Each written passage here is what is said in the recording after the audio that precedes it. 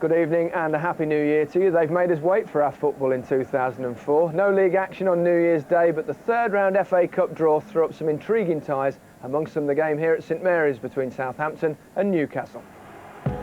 It's only a few months ago that Southampton endured the heartache of losing an FA Cup final to Arsenal. Newcastle have come close themselves in recent years, but it's now 35 years since they won a major trophy of any sort. Well, this third round clash is a little tougher than either side would have wished for at this stage, but I think we might quite enjoy it, and we'll enjoy it in the company of Alan Hansen, Peter Reid and Peter Schmeichel. Third round day is one of the, certainly the best so far this year. Yeah, this is a great tie, and it's a difficult game to call because both sides are basically struggling for form and confidence. Southampton, no points at 6 over Christmas. Newcastle 1. I think Southampton are their best. I saw them 3 weeks ago at Anfield. They're strong, they're resolute, they're dependable. With just enough quality, if they have a good day, they'll trouble anybody. Whereas Newcastle are brilliant going one way, going forward. They've got Shearer as the focal point. They've got players that can run past them. You've got Robert that's scoring goals for fun. But defensively is a big weakness. When you talk about organisation, communication and position, there's nothing there. They've got Woodgate back tonight, so he might make a difference. They have underperformed this season, Newcastle, compared with in the last couple of years. Peter, do you think it is because of that defensive frailty? I think they've had a great couple of years, but they brought Woodgate in, who's an exceptional player, but his fitness, he hasn't played that many games, so they haven't had an understanding in Bramble. So I think that has let them down. The key areas, I think, the front areas with Beattie and Phillips and Shearer with Dyer against the back two. I mean, because I think there'll be goals in this game. There's quality strikers. But certainly Newcastle. Newcastle. Well, the defences might be on top, but Newcastle will want desperate to win this tie. And I can assure you, this isn't a black and white tie. To all Southampton fans and Sunderland fans, it's silver. I can see me getting Silverish. If I go up the north, I can see me getting hammered. Peter, Southampton have done terrifically well under Gordon Strachan. They have, and they won the final last season. They lost it. It's only, as it said there in the clip, it's only a few months ago they experienced that, and they'll be hungry for more. They'll be up. I think they had a particularly good run in the FA Cup in the way they performed last season, and I'm pretty sure that they will do well. And I actually think that they will come up on top tonight. I think if Newcastle defend well, they win. I mean, I think they're so good going forward. Prolific goal scorer. I fancy Newcastle as well. I fancy Newcastle. Now, one thing we do know, these two sides are managed by men who are always worth listening to. John Motson caught up with them a short time ago. Gordon, you've won an FA Cup winners' medal yourself as a player. You've taken the team to the final as a manager. What does this competition mean to you?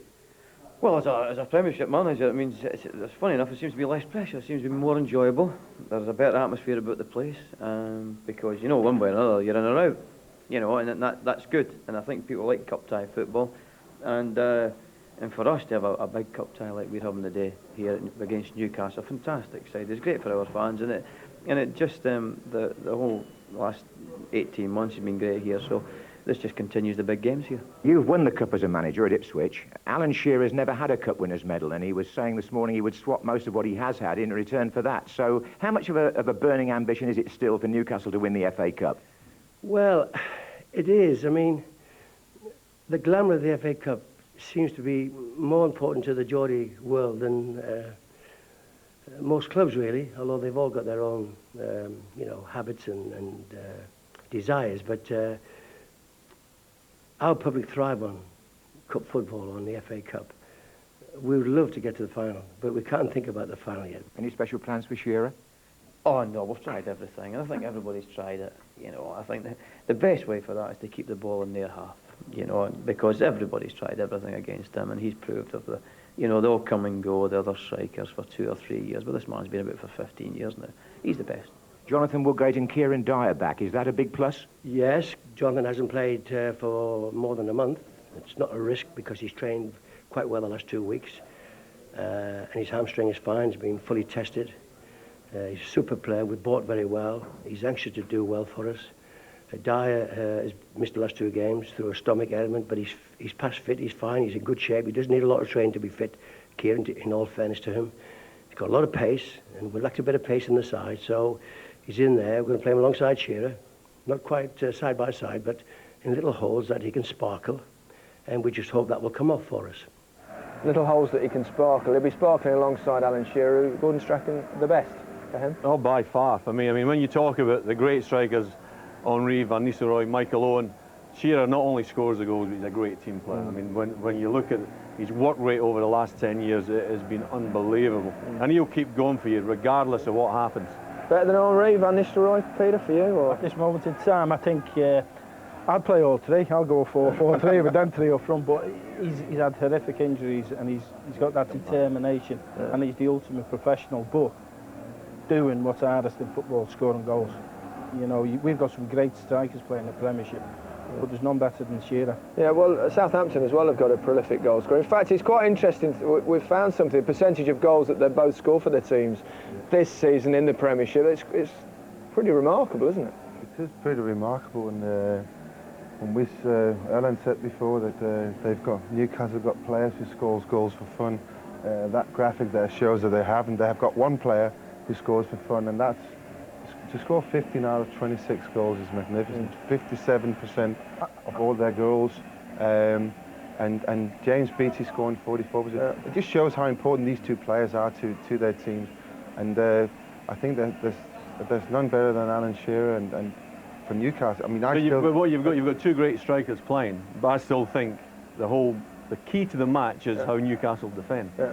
Does that mean you're going for Newcastle or you're not? I think Peter's gone for Southampton. I go for Southampton. I think Phillips will start scoring goals. Yeah. I saw Southampton play the third round here last week. So who's going to win? Tottenham. Newcastle. No, I'm not saying today he'll score them, but I think he'll score goals. I think he'll help Beattie out. And right, Newcastle will win. Southampton versus Newcastle in the third round of the FA Cup. Our commentary team here at St Mary's Stadium, head of all things in football nowadays, Trevor Brooking, and head of football stats, John Motson. Thank you, Gary, and Happy New Year to all Match of the Day viewers from the commentary position as the two teams come out to a big ovation here at St Mary's. Not the best Christmas for either club. Southampton beaten twice, Newcastle taken to task by their chairman Freddie Shepherd, but the 3,200 Geordies who've made the 300-mile journey tonight have travelled hopefully without remembering, many of them I'm sure, the last time Newcastle won at Southampton. It was in February 1972 at the Dell, of course, nearly 32 years ago, and that victory came, if you did want a stat, Gary, just 3 weeks after Joe Harvey's team had lost an FA Cup replay at Hereford. Strange how I remember that. Trevor Brooking, you might even have played for West Ham against Hereford in the next round. Yes, I did. We sneaked a 0-0 down there and then won the replay 3-1. I think it was a Monday afternoon. And then people of my generation probably remember it was during the 3-day week, so we played of an afternoon, so couldn't use the lights because of power cuts. A little bit of history for you there. And moving to the present day, we'll check on tonight's teams. Southampton, welcome back Jason Dodd, Klaus Lundekvam and Marian Pahars. All three missed the Arsenal game. There's a change in midfield where Anders Svensson is preferred to Rory Delap. And in fact, just following on Gary's caption about goal scoring, the Saints have managed only 2 from midfield this season, Trevor, so they're obviously looking for an improvement in that area. Yeah, I saw Monday night against Arsenal, and midfield is where they struggled a bit. They were so intent in defensive areas, but certainly Anders Svensson, Pahars, joining from midfield, Pratton from a central role could also get beyond the strikers, and that will be important. Right, well, Sir Bobby Robson's reaction to those scathing words from the chairman is not to panic. He makes just 2 changes, and those were always on the cards now that Jonathan Woodgate and Kieran Dyer are fit again. Andy O'Brien and Michael Chopra make way. So Dyer will play up front, as he said, alongside a man who served his apprenticeship here at Southampton and went on to become something of a goal-scoring legend, 33-year-old Alan Shearer. Well, he's been magnificent. He's sort of, one of the old-fashioned central strikers. He's missed Bellamy, his pace alongside, and then, of course, Amiobi, different type of strikers, got injured. So it'd be important, really, for Dyer to stay close, get beyond him, and also the service out wide from Solano and Robert. Coincidence here that the referee is Mike Dean, who was here exactly a year ago tonight when Southampton beat Tottenham 4-0 in the third round, the match that we televised. And a little point about colours there. The referees have been told by the FA to wear all black in FA Cup ties, but because Newcastle have chosen black shirts tonight, Mike Dean and his 2 assistants, Mike Tingey and Keith Stroud, are in green. Substitutes bench: Ormerod, always capable of coming on and getting a goal for Southampton. Chris Marsden, who led them in the cup final. And for Newcastle, perhaps the two there that may come on and make a difference, Loire and young Darren Ambrose. Huge roar around the ground. It's been a great day in the third round so far. Congratulations to Telford, who beat Crewe, to Gillingham, who knocked out Charlton, to Kidderminster, who held Wolves to a draw, to Scarborough, who drew at Southend, and to Accrington, who drew with Colchester. All that excitement you can see tonight on Match of the Day at 10:55. But we hope to bring you some before that, Trevor, don't we? Two teams here well matched. Well, there's very little to choose between them. Certainly, Southampton will have to get better control than they had against Arsenal on Monday night. That's the key. If they can then supply Beattie and Phillips, I think they can give Newcastle problems, but they didn't get the supply on Monday night. No, and I think they're hoping, the Southampton coaching staff, that as well as Phillips hitting form, that Pahars, who will play wide on the left, is going to make a bit of difference. He scored from that position against Portsmouth here in December, and they haven't had the best of Pahars for well over a year. He missed the cup final, and indeed that goal was his first in well over a year. Newcastle then in the dark shirts, playing from the left.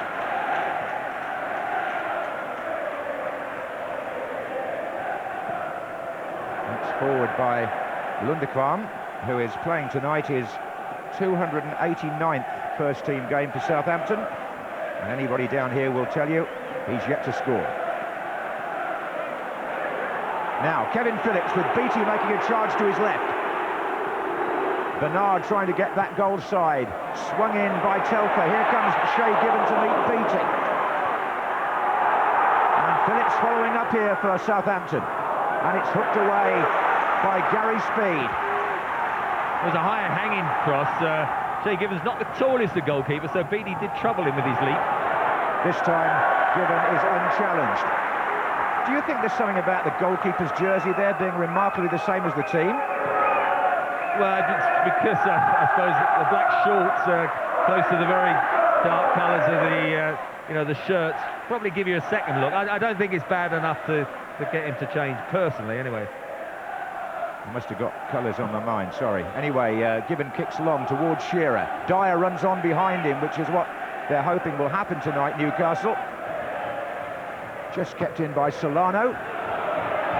And an early test for Jonathan Woodgate, playing alongside Titus Bramble at the back.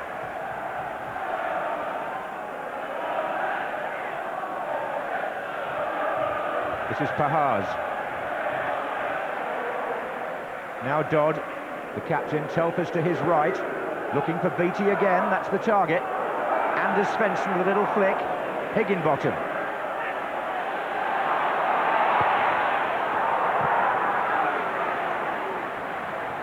And now Michael Svensson.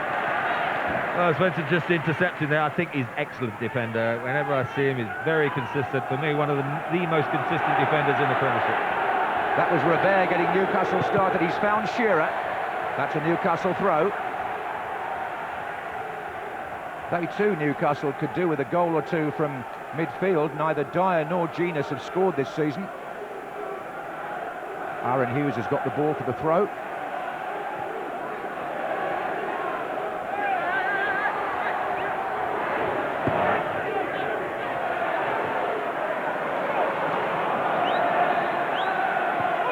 Speed, little dummy there by Dyer.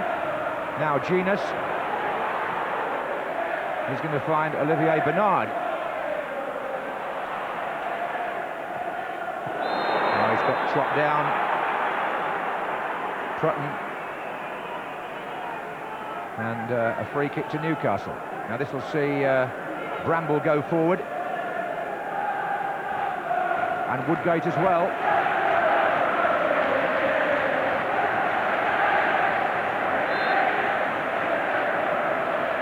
Robert taking charge at free kicks.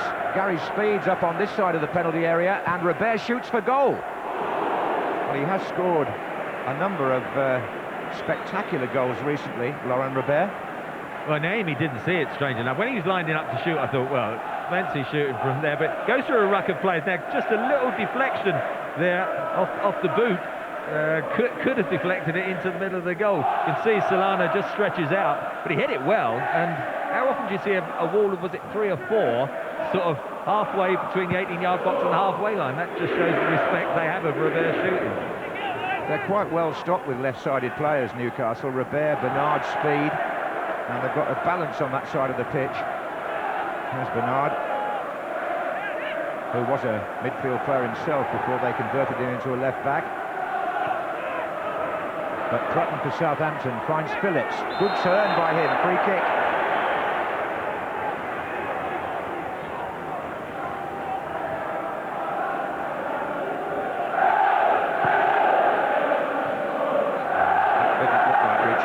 This is Bramble, Genus, Higginbottom, Solano. Now Shearer's made a run, and so too has Dyer, and so too has Niemi. Well, that's a little outlet that Bobby Robson was talking about. If Solano gets it, how often did we used to see Bellamy just going into those little channels out wide? Dyer playing further forward tonight. That's his role, and the pace did unsettle Southampton. Here's Dyer again. Got Solano behind him. This is Hughes to Dyer.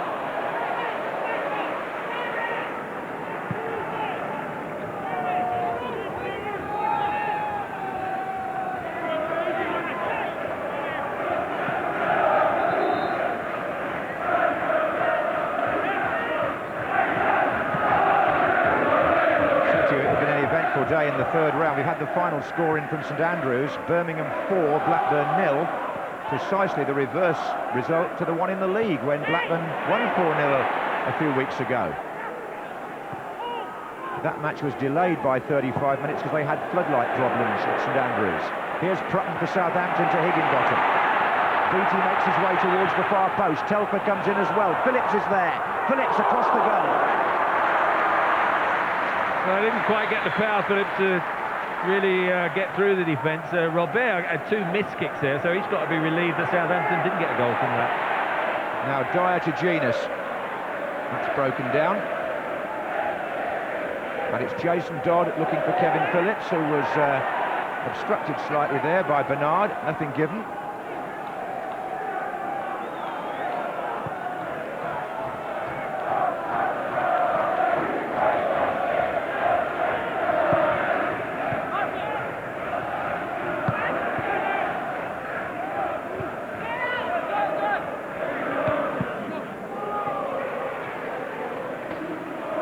Draws Newcastle recently, in fact 4 out the last 6.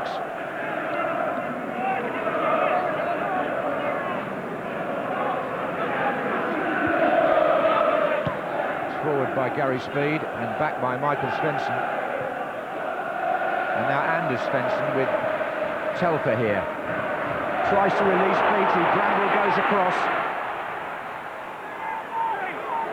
Jason Dodd is supporting. Here. Phillips is in the middle. There's Phillips. He got it down well. The flag's up.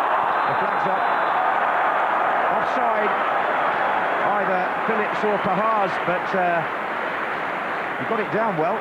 Yeah, I think he might have used his hand. When the ball comes in, is he offside? Well, when the ball's played, I'm not sure. The flag goes up before it, the chest control. The unfortunate thing was, if he'd gone across the face of the goal, Pahars was coming in unmarked. It was a great ball in. I think the hand definitely would have been penalised other than the offside. As Peter Reid said, you'd think Kevin Phillips would start to score goals sooner or later. He's only got 2 for Southampton this season. One of those was in the European competition.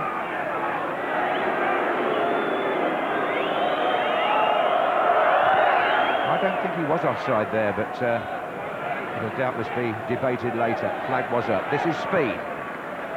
Now then, Bernard. Good turn, Shearer's in the middle waiting. That's David Prutton away from Genus. Now it's Woodgate.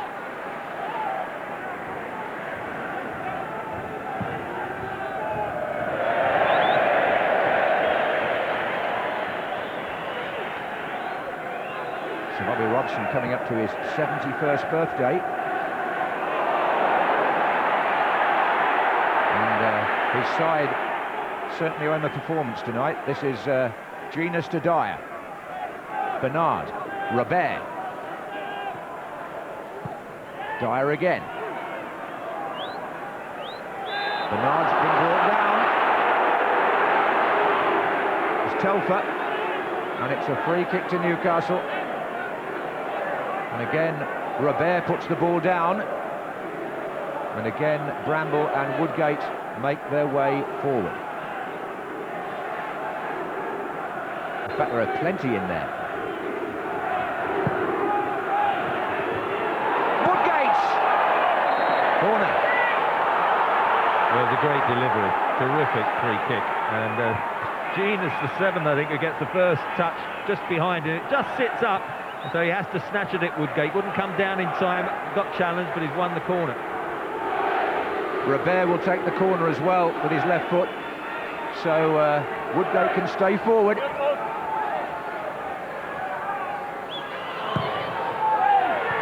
Plenty of Southampton players there in the cluster. This is Solano. Back out to Robert. And Shearer comes near post. In the end, it was Bramble who had a half-hearted volley. Terrific ball-in volley again from Robert. Solano switching it back out to the wing. First time volley, and Higginbottom, who's done pretty well in recent games since Graham Lasso's been missing for a while, so Higginbottom's been left back, and it was a good clearance by him. Yes, Higginbottom's been in that position regularly in the absence of Lasso. Gordon Strachan starting the match up in the stand next to the Southampton chairman, Rupert Lowe.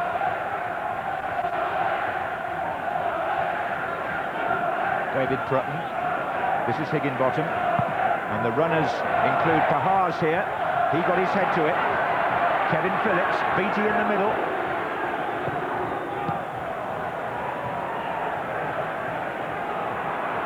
Kieran Dyer. Shearer to his right and Robert to his left.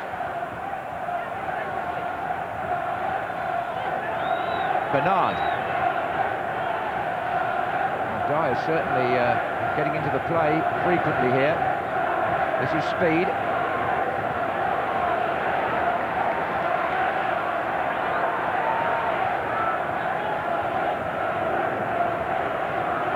Bernard.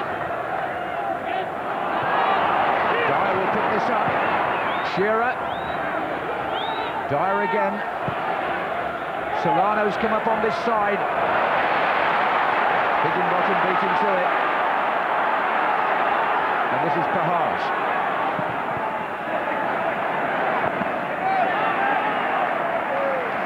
Good tackle there by Genius on Pahars. But it's got a good feel about the match. It's quite open at both sides. When the opportunity is there, they're encouraging the fullbacks, overlaps. So at present, you can see both sides very fired up, looking for the win. And no cat and mouse stuff in this opening 12 minutes. Oh no, neither side really made that way, in fairness. And Jonathan Woodgate just rolling that back to Given. It's a fairly tight game at St James's Park in the Premiership earlier in the season. Newcastle won 1-0 with Shearer's 250th league goal. Robert won't get away with that. It's a free kick.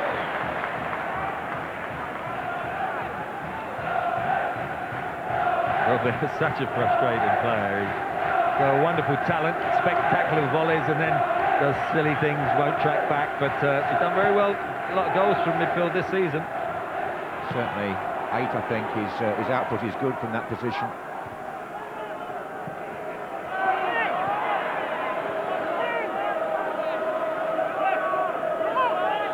This is Dyer.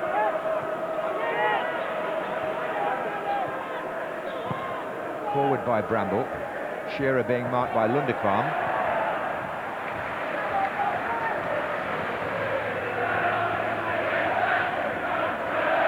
Who had a slice of luck in the cup final. He admits now that had Thierry Henry not played the decent way and kept his feet, he could have well been sent off in the first minute, and it would have been a penalty. So a bit of a let-off for Southampton.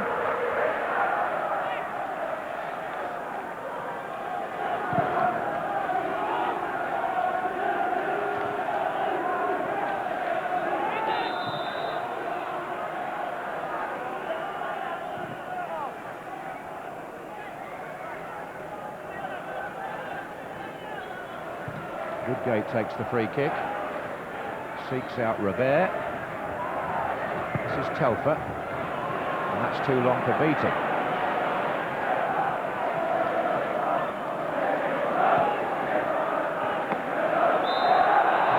Into Bernard a bit there, two of them. He's like a sort of winger, isn't he?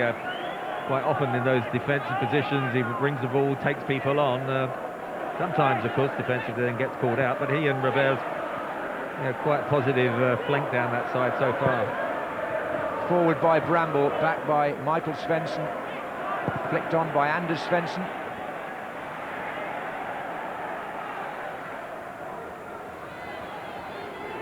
Beattie's just picked himself up. That third tackle that he's been caught by Bramble, certainly letting him know he's going to mark him tight this evening. I think that goes for Shearer at the other end as well. They won't be allowing either of these accomplished goal scorers any more space than they have to. Maybe the goal or goals will come from another source for a change, these two clubs. It's David Prutton in there. And now it's Paul Telfer.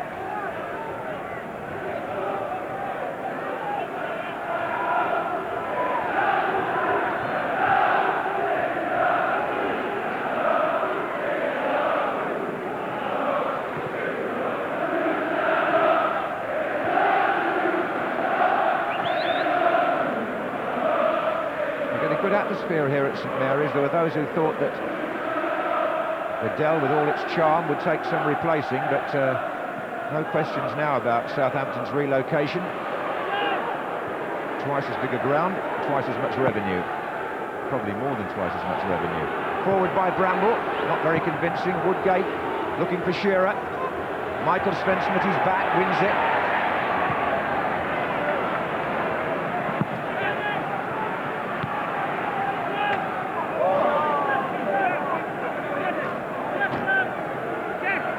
Newcastle haven't won the FA Cup since 1955, but they did get to Wembley 3 years running not so long ago, beaten in the finals of 1998 and 99, and then in the semi-final at Wembley in 2000.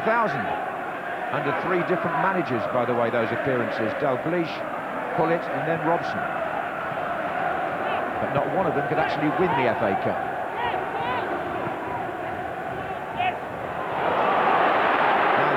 Phillips looking for Beattie.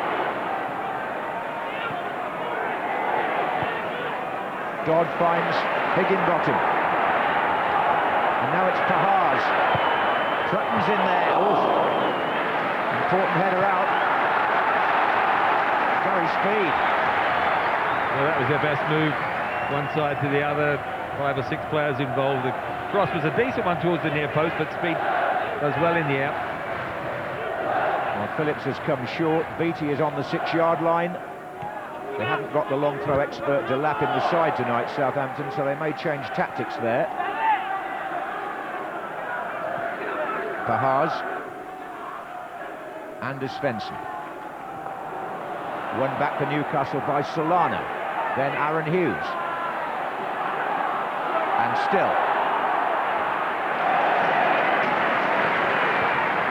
Well, Prutton had to make that challenge because Higginbottom and Pahars were all caught isolated up in that corner there. But again, just working hard. If you come to St Mary's and play a Southampton side, what you do know is you're going to get a team that's going to work from the start right to the finish and really work hard to close you down. The referee was so close, he was entitled to say play on. And Olivier Bernard broke well there, and it could come back to Alan Shearer. In fact, it did, and then the sting was taken out of the shot by the deflection.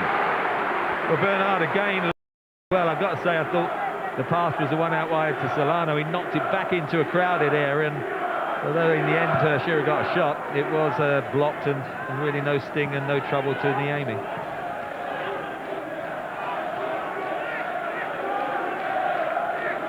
And Shearer's first sight of goal.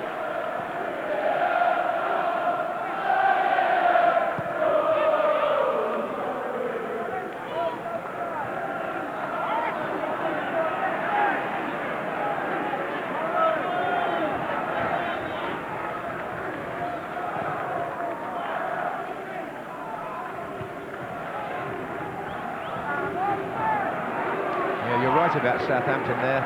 Work ethic is such that they push the opposition, press the opposition back so much. Newcastle finding it quite difficult actually to get out of their own half just at the moment. Solano. This is Dyer. He's got Hughes on the right. Solano again. Offside against Shearer.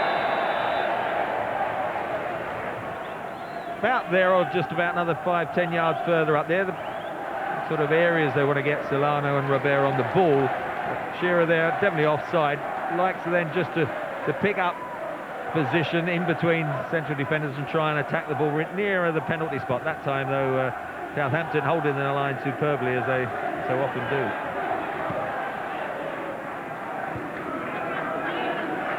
There's not much wrong with the Saints' defensive organisation. Phillips.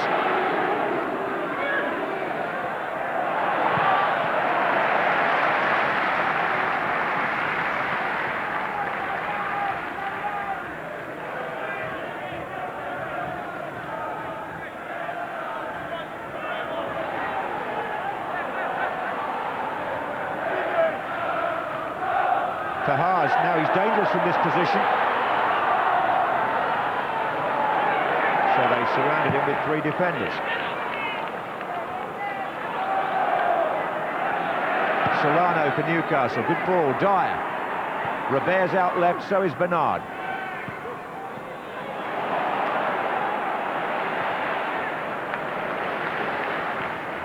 It's forward by Dodd to Beattie. And now Solano. Shearer. Some speed. Robert. Dyer. Free kick. It was Anders Svensson who committed the foul on Kieran Dyer. And Newcastle from this position will still look to Laurent Robert. Yeah, he's got 3 in the wall. They decided, no, they've called the 4th one up. I mean, they are very conscious of the power he's got, and the way he lines himself up. Look, 4 in the wall. It's certainly, I've got to say, nearer 30, 35, 40 yards at least out. Yes, it's 40. And Robert plays it in slow and hits offside. Offside, Kieran Dyer, and injured. Well, it was unlucky. It was well worked. I thought Robert was going to shoot, so did Southampton. I thought most of the ground. Knocked it into Solano, and it was a little touch. Dyer, I think, might have hurt himself because he's on his heels. When the ball comes in, yeah, I think he's offside there. Not when the actual second ball comes in, but the flag's already up by now. That was a tight decision, but Robert here is unsettling Southampton with this variety of free kicks. As you say, Solano flicked it on. By then, the flag was up. Just slipped on his foot in and caught his studs, and it looks as if he's moving okay, Dyer. So troubled, of course, by injury and illness, Kieran Dyer. He hasn't really been able to get a regular string of matches together for Newcastle, and that hasn't helped his England cause, really. He was in the squad in Japan. Here's Genus to Woodgate. Solano.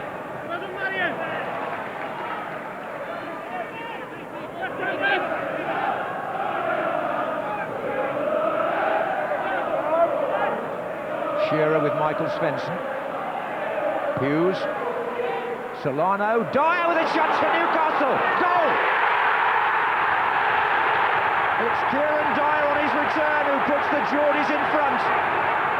After 24 minutes, Bobby Robson, having brought Dyer back into the side, gets his reward, and Dyer gets his first goal of the season. Played in here from the right-hand side by Hughes. Solano got a flick on there, Trevor, and then Dyer just picked his spot. Well, they had a good little few minutes, didn't they? And then Hughes hangs one up. The crucial touch is Solano, and it was a good header because he knew Dyer was behind him. Little flick at the back of his head, as you can see. Look, he hangs up there. He has had a look. He knows he's there. Good first touch. Takes a long time to come down to hit it on the half volley, and, well, tucks it away well. Do him a lot of good. Certainly will. I think you have to go back to last February for Dyer's 2 goals against Leeds at Elland Road, but That's certainly the opener in this cup tie, and here's Beattie. Nice touch by Norberto Solano. And here's the man who started the move, Aaron Hughes. And it's Dyer again, and this time Genus comes in behind Brutton. Southampton 0, Newcastle United 1. Solano, oh, they're playing well now. Solano gets a corner off Danny Higginbottom. Well, it's right, Southampton, they've got their tails up as well, Newcastle. Certainly, Genus got terrific lung power from the centre of midfield. If Dyer goes out wide, as he did in the corner, put in the low cross, it was Genus getting in there. Well, Woodgate and Bramble are up for this. Woodgate talking to Shearer. And in comes Bramble. And here's Kevin Phillips on the break with Pahars ahead of him. And Bernard intercepting for Newcastle. Well, after the week they've had, after taking on the chin the criticism from their tonight absent chairman, Newcastle have responded. Here's Solano again to Shearer. And it's their supporters who are making all the noise in St Mary's Stadium at the moment. Robert to Dyer. Back again to Robert. Shearer on the penalty spot.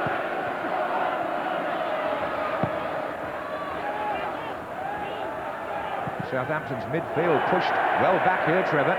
Well, it's very reminiscent against Arsenal. They just can't quite get the ball off of the opposition. They work very hard. I think the key at the moment is Newcastle, really with the two fullbacks, Bernard and Hughes, are their get-out balls, and they're encouraging them to go forward, and they're making the extra man and stretching Southampton at the moment. Yes, Alan Shearer there in the corner, forcing the throw.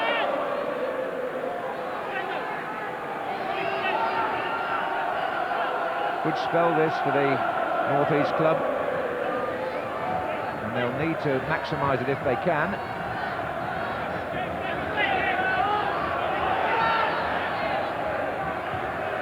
Shearer trying to flick on that speed. Bernard again, no, he got caught there. Phillips, Beattie.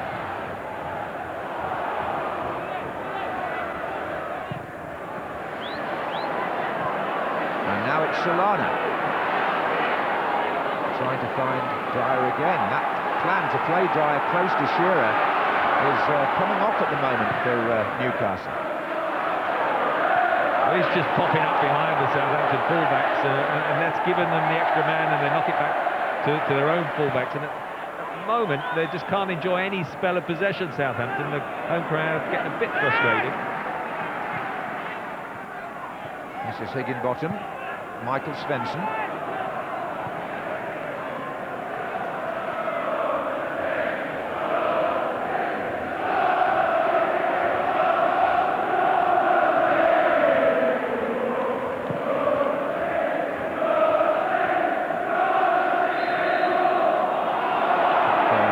Beattie was penalised for the challenge with Bramble.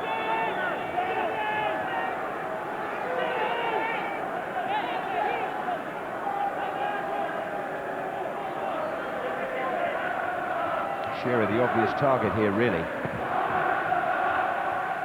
And he's won it, but only by using his body weight, and it's a free kick to Southampton. 1988. Shearer signed professional forms for the Saints, went from here to Blackburn and won a championship medal, one which he says he would happily exchange if he could win an FA Cup winners' medal at the end of his career. I think our attitude has been excellent tonight. I mean, that's been in question with their chairman, Freddie Shepherd, but I think it's been very good. They've been fired up. Much different to when I saw them last year when they went out against Wolves and never really got into the game. I think tonight, right from the off, Southampton perhaps the first few minutes, but since then they've kept the ball better, passed, the movement's been good, strong in the tackle, and you know, they've now got their noses in front. This is Bernard. Well, Bobby Robson's been through in different spells before with his various clubs, and he's always come out on top, so no reason for him to change his principles. That's a foul by Genus, and Southampton have got a chance at last to get the ball into the Newcastle half. Played short to Prutton and then on to Jason Dodd. Phillips makes a run and keeps the ball nice and tight. Here comes Beattie. Well, he did pretty well there, Kevin Phillips, kept it in and got a half cross in. The only problem was in the real cross when you said, here comes Beattie, and Beattie was the only option, and you have to have, if your second striker's gone into the corner, you have to have at least one, probably two of the midfield, as well as Beattie going into the penalty area. Yeah, that was what I was saying to you earlier. If you look at Southampton's record, the midfield players don't get many goals. Here's Dyer. They don't get ahead of the ball very much, and so much has, therefore, landed on Beattie's shoulders. But Pahars is there tonight, and that might make a difference. We shall see. This is Aaron Hughes to Jermaine Genus. Solano, good close control. It's Dyer again, and Gary Speed was set up in Shearer, and there was no flag. That would have been 2-0 if he kept it down. It's a shot that ended up to a great pass. I thought he might have been offside when the ball is hit. Yeah, I think he was, but the linesman had moved up to the 18-yard box, and he wasn't in a position to see, so it was impossible for him to give the decision, so that would have been a debatable one. Absolutely. As you'll see on Match of the Day tonight, there was a big debate about Watford's first goal against Chelsea. The cup always throws up loads of talking points. There were two players offside there, and as Trevor says, the linesman hadn't got back in line. Anyway, Shearer put it over the bar, so it won't matter. Here's Michael Svensson.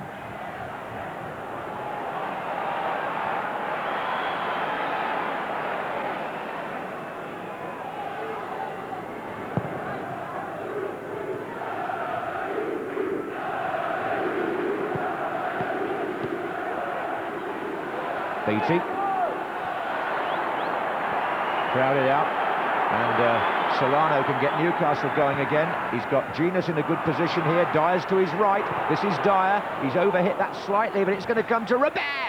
Side netting. Well, he thought he got a corner, but it's a terrific move again.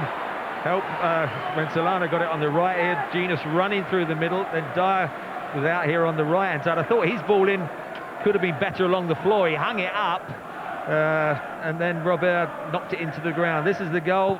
That one was hung up. Little back header was the key. Perhaps the time it took to come down, could have anyone have made a challenge, Svensson or Dodd. They weren't able to, and he tucked it in. And that's where we're at. 1-0 to Newcastle. 32 minutes gone in the FA Cup third round. A day which has already produced any amount of excitement. And there'll be some more tomorrow in all probability. Dodd takes the free kick for Southampton. Michael Svensson's always a threat on those. Hence he was closely marked. This is David Prutton, and that's not a good cross. That was poor. Woodgate was the man who got the header, and certainly Woodgate will have to keep an eye on Michael Svensson, who's good. Dyer certainly has done very well in that role. Difficult to pick up, drops deep and goes down into the channels, out wide, and then through the centre. He and Genus getting into that position and tucks it away. And certainly I was really surprised when you said neither Genus or Dyer scored this season, so good time to do it.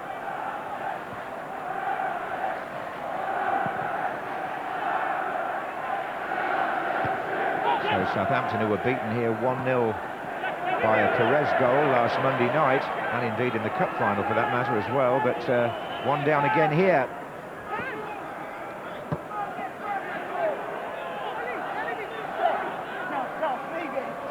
Strachan not slow to show his anxiety. Dennis Rowe sitting next to him. Beattie on the prowl, and Bramble winning out against him and also gaining the free kick. Good physical contest going on between those pair.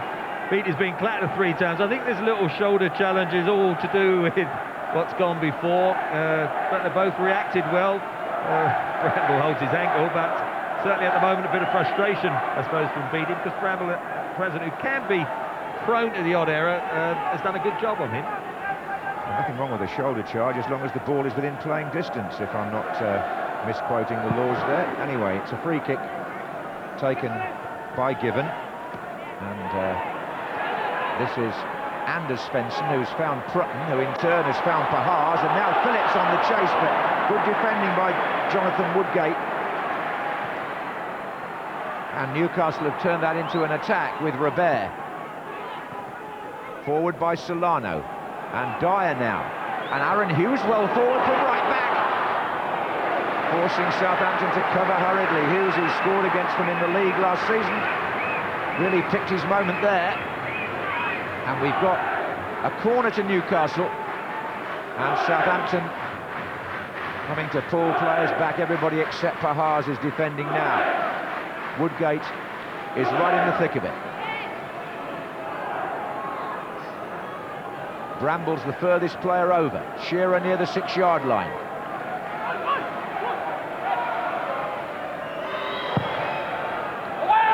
This Bramble coming in back post. He was well covered. This is Solano. Now Bernard. Long line of players on the 18-yard line. Shearer's coming in. And Gary Speed had it taken off his head by Niemi. Well, marking wasn't great, was it? Two good long crosses, deep ones. Robert, first of all, the corner, and then there's again the one to the far post with Shearer and Woodgate, funnily enough, both unmarked. I think Shearer went up and didn't head it as well as you normally would expect. I think he got a late shout from Woodgate to leave it, and then he turned around afterwards and almost apologised, because probably Woodgate would have got better power. Well, it's certainly been Newcastle's half so far. This is Dyer. It's a good turn. It's got support from Solano on that side. In fact, they'd swapped Solano and Robert for the moment. Robert's over here on the right. Hughes. And Robert coming on the other side of Higginbottom, but that's going to beat him. Just knocked our microphone to 6, and very sportive of him, picked it up and put it back into place. But at present, you've got to say, Southampton, the fans trying to lift their team, but at present you're almost thinking, will they concede another goal before half-time? Because Newcastle are definitely totally in control. Well, it's amazing what a little bit of criticism can do, isn't it? Newcastle seem to have really got the bit between their teeth tonight. And now you want attitude in this game anyway.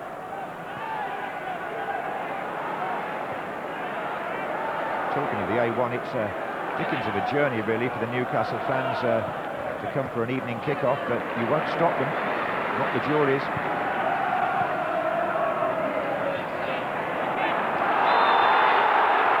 Shearer's got a free kick against Svensson.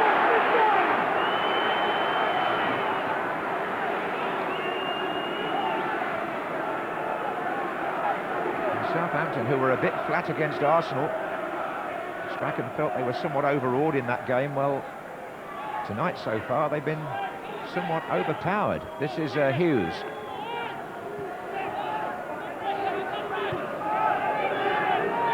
Newcastle calling all the shots in midfield at the moment. Bernard.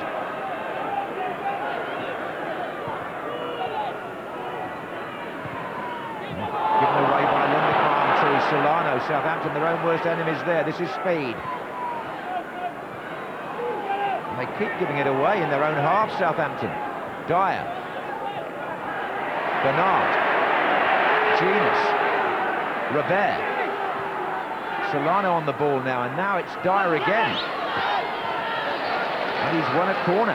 Well, that was sloppy play by Southampton, you have to say. They had the ball 3 times, gave it away every time. Well, that's right. It's no good working hard to get the ball back and then suddenly giving it straight back to the opposition, which is what they did on 3 occasions, and which is what they're struggling for in this first half, really. They just can't keep the ball, particularly in midfield. Solano takes the corner. Oh, it's anybody's! And scrambled back to Robert! And it's gone in! It's number 2 for Newcastle. Robert struck it through a crowd of players. And this match is only going one way. 39 minutes gone at St Mary's. It's Newcastle United 2 goals up. They could have scored direct from the corner, but then, when it comes back to Robert, well, I think it must have caught Niemi on its way through, Trevor, but it's 2-0. Well, Jonathan Woodgate doesn't know where the ball is. Look, he could have scored here. Then he just sort of tries to flick his leg, but it's James Beattie who knocks it half away, and then you've got to say, Robert, it's such a terrific strike, very low, and I can't blame Naemi for that, because I think with the power that Robert hits it, it's so low down, just hits the bottom of his arm, can't keep it out. But it was an inevitable second goal. It's just a case, can Southampton get in at half-time, only 1-0 down? And the answer is no. Well, that's Robert's 9th of the season. You made a point earlier about his goal-scoring prowess, and well, we're back to a situation. Do you remember 2 years ago on this night of the third round, Trevor? We did that match at Villa Park, and Aston Villa led 2-0, and Manchester United found a way back. Well, can Southampton? It'll be some cup tie if they do. Well, you also just wonder how Gordon Strachan's going to turn it round. At the moment, they're just, you know, they've not got enough confidence, particularly in midfield. And really, again, I've got to say the key, I think, importantly, all right, Dyer's popping up in those areas, but the two fullbacks, Hughes and Bernard, have just kept getting forward down the flanks, and the wide midfielders of Southampton are almost turned out as defenders. And look, there's no outlet for them, and they just keep knocking back. The crowd are getting frustrated. Somebody's just got to take the responsibility to try and get hold of the game for them. Well, they're 5 minutes away from half-time, and Southampton find themselves 2 down at home in the FA Cup third round, and it really is a puzzle now for Gordon Strachan. His team are underperforming. And here's Pahars. He's looking for Beattie, far side. Bramble gets up, finds Genus. Bernard had a blistering first half in that left-back position. He's found Genus now, and Shearer's drifted out to the left wing.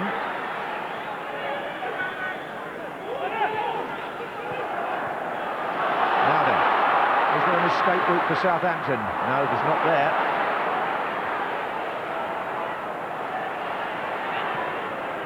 One back before half-time naturally would put a different complexion on it. But they've got to up their act now, the Saints. Higginbottom.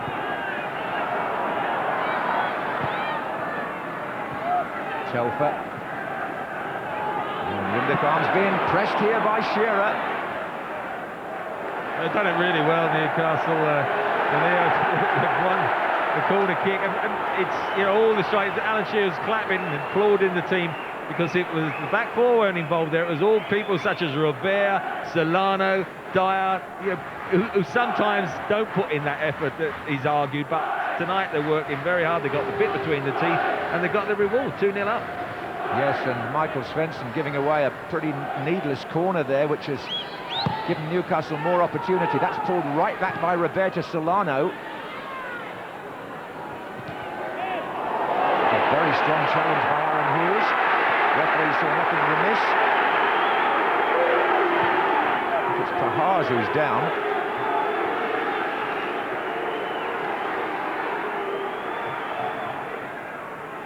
And just noticed there Gordon Strachan having a word over on the touchline. He clearly isn't happy about this challenge by Aaron Hughes on Marian Pahars. Well, it's a bit high. Both put their feet up. Both didn't fancy heading it, and Hughes got contact with the ball, and just on the follow-through, as it was his knee that went through into the midriff. So I don't think it was quite as bad as perhaps the home fans thought. Headed on by Anders Svensson, but Bramble gets there ahead of Phillips. Shearer gets a touch, trying to find Genus. Prutton for Southampton. Looking for Telfer. Jason Dodd nudging it forward for Beattie. Now then, for the climb. We're going to have 1 minute of stoppage time, and Southampton at last have got an opportunity here. It's a free kick on the far side. Michael Svensson, highly dangerous in these positions, has come forward. Jason Dodd delivers a terrific free kick the last couple of games I've watched. And there is Michael Svensson. Was he held down? He looks at the referee, nothing given, nothing doing, and Newcastle come away.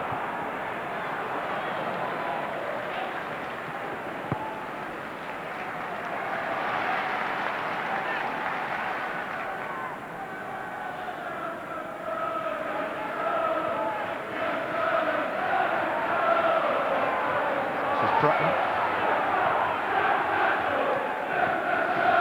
Higginbottom.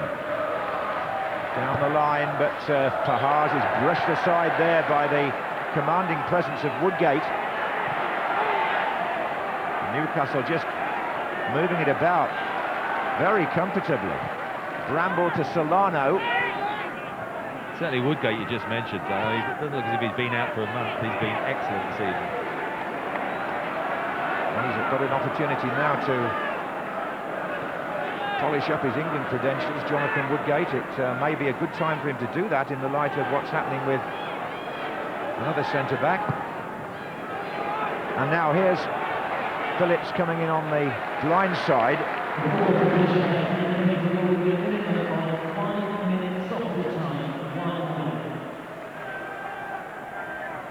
Well, do they make changes? That's the situation with Gordon Strachan. Obviously, Ormerod, Marsden and Fernandez are the trio. Certainly Fernandez, who's been out of favour recently, really did have a good spell last season when he supplied a lot of crosses for Beattie. I'd certainly be tempted to introduce him just to start with, anyway.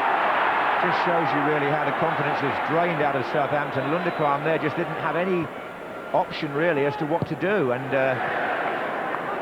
in the end it was another one of those hopeful balls forward which frankly haven't picked out Phillips or Beattie to any great effect in this first half.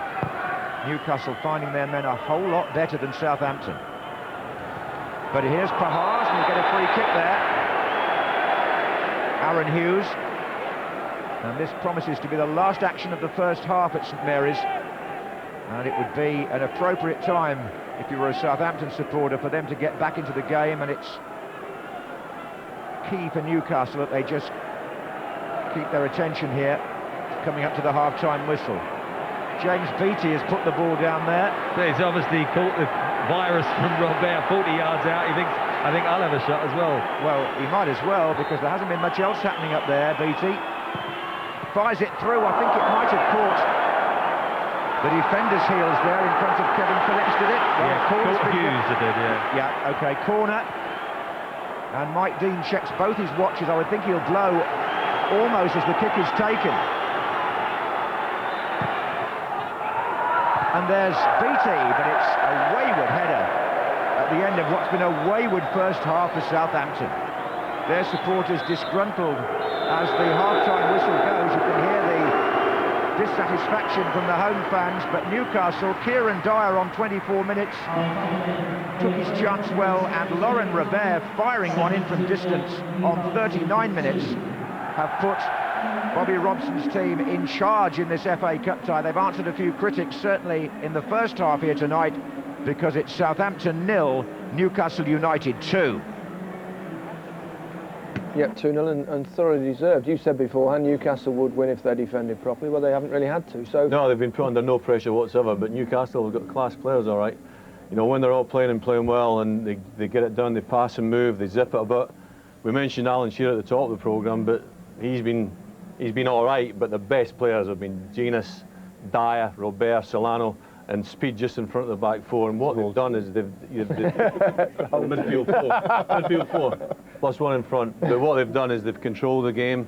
Southampton haven't exerted any pressure whatsoever in Newcastle, and Newcastle thoroughly deserve to be 2-0 up front. There'll be contrasting team talks going on in those dressing rooms now, Peter. Well, all credit to Newcastle, Sir Bobby. The team he set up have been sharper, control the game, passed it well, looked a threat, and I think you've got to give them all the credit in the world. I mean, we've said that Southampton haven't played well, but Newcastle haven't let them play well. You know when to wear your black and silver tie. Please, please, please. No. Is that a Newcastle tie?